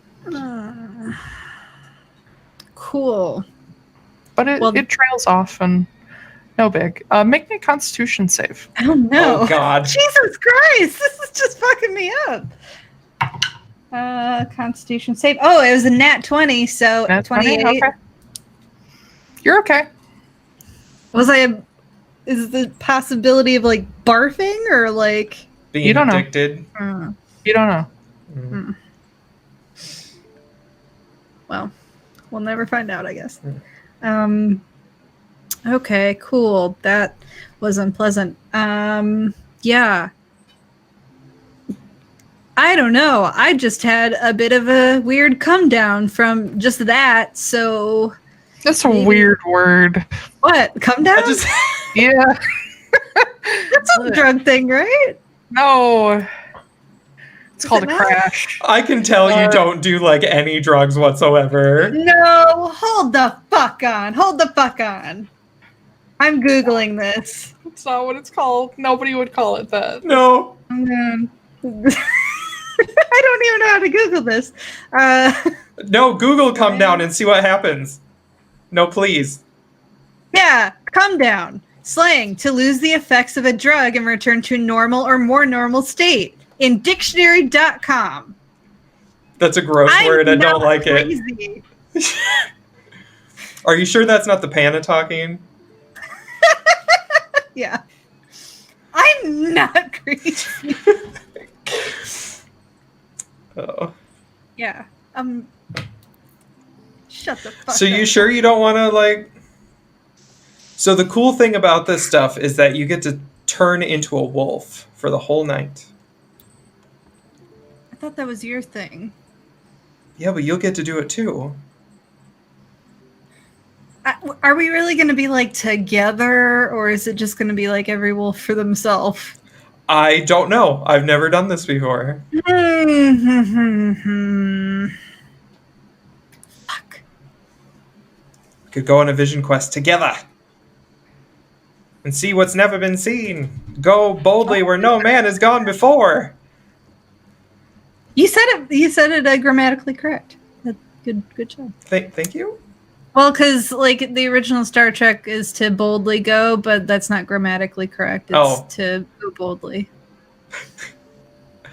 Anyway, I was actually quoting Muppet Christmas Carol. Oh well, Muppet Christmas. Well, yeah.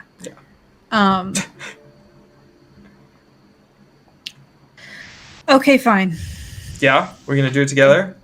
We'll do it. Yeah, okay. I'd rather do it with you than by myself. I will let everybody know, especially Silas, that we are going on a vision quest. Do we have to let him know? I think he'll be... He's going to want to know because I don't think we're going to wake up if something happens. So. What? Wait, we're not going to wake... Oh, you mean just like... We'll wake up eventually, yes. Okay. Yeah. Okay. I'm letting everybody know I'm gonna start making the tea. Okay. Okay. All right. Silas is very concerned. That's fine. Yeah. Bull is also concerned. Ansem doesn't say anything, but you can see this, like, oh god, here we go. Oh, kind of disapproving dad. Here we go. Like, he knows what's about to happen. Ansem's whole deal is disapproving dad. That's what Yeah. I'm feeling. Yeah. But he also knows what's about to happen to you, motherfuckers. So Yeah.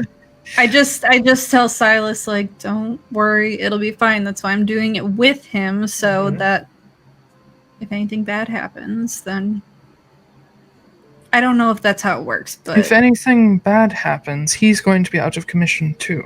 okay. Well, you know what? I know you. You're going to keep an eye on me. Well, now I have to keep an eye on two of you. Good thing there's Trust 3 of you to keep an you. eye on us. Mm-hmm. So none of the rest of us get to sleep then? No, you can sleep in turns. Whatever. And he just goes and sits by the fire. Don't worry, he'll be fine. We'll send him on one later. Oh god, I don't know if that's a good idea. Well. Oh god. Oh god.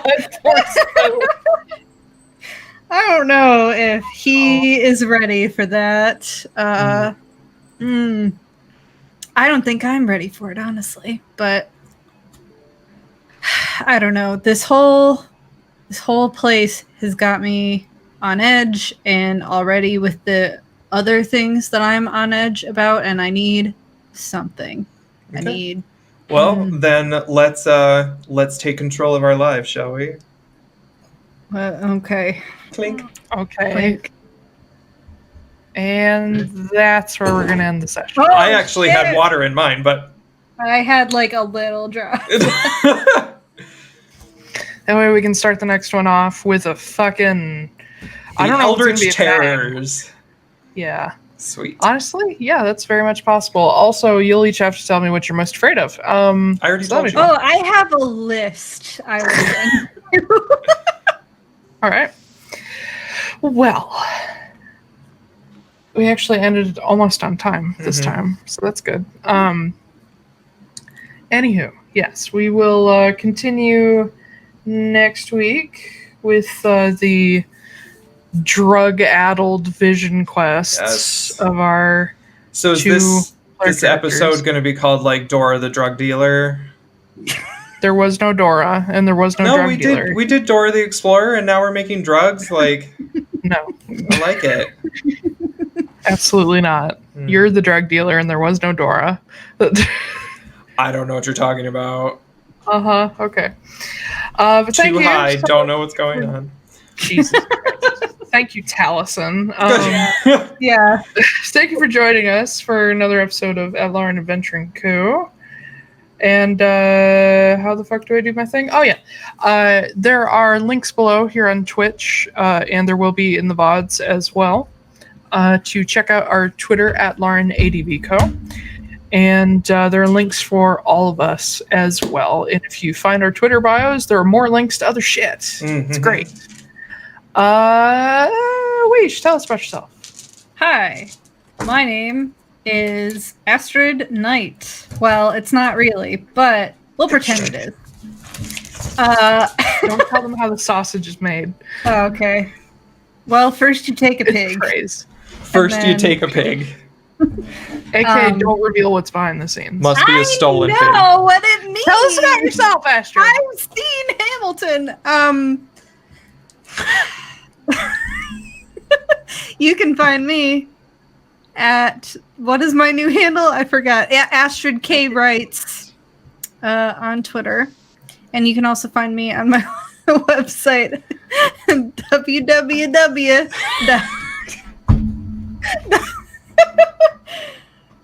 astridknight.com.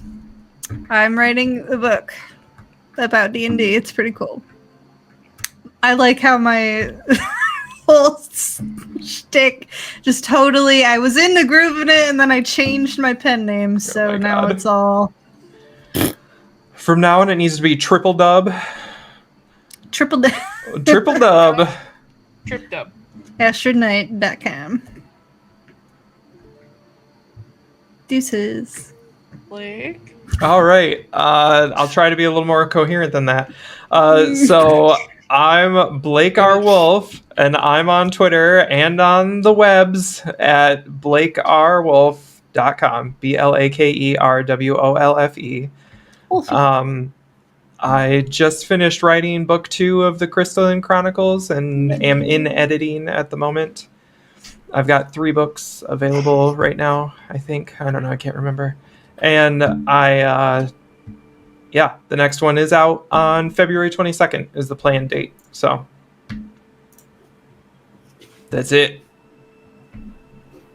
On February 2nd? February 22nd? 22nd. Oh, well. Okay. What do you mean? I was just thinking I was going to have it done sooner than that. Oh, well, you will have it done sooner than that, but I plan on starting to write book 3 before book 2 is even released.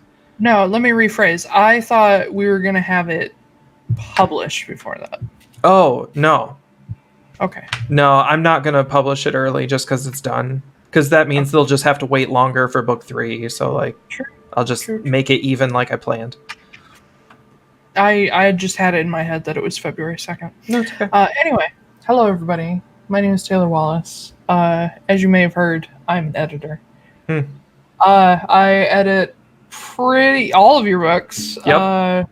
And hopefully we'll be editing for more people soon, as is my goal. I run Sonder Editing at sonderediting.com. You can also find me on Twitter, TAIYLORWALLACE. And make sure you spell it wrong or else you won't be able to find me. I'm also writing, but that is not my current main focus. So more updates on that later if that becomes a main focus. Yay. Yay. That was more concise. We will see y'all back here 5 o'clock sharp next Saturday, Indeed. Eastern. And if you missed any of the stream or all of the stream, I don't know your life, you can find us on YouTube. Wednesdays, I post the VODs. We also post the podcast version on multiple platforms.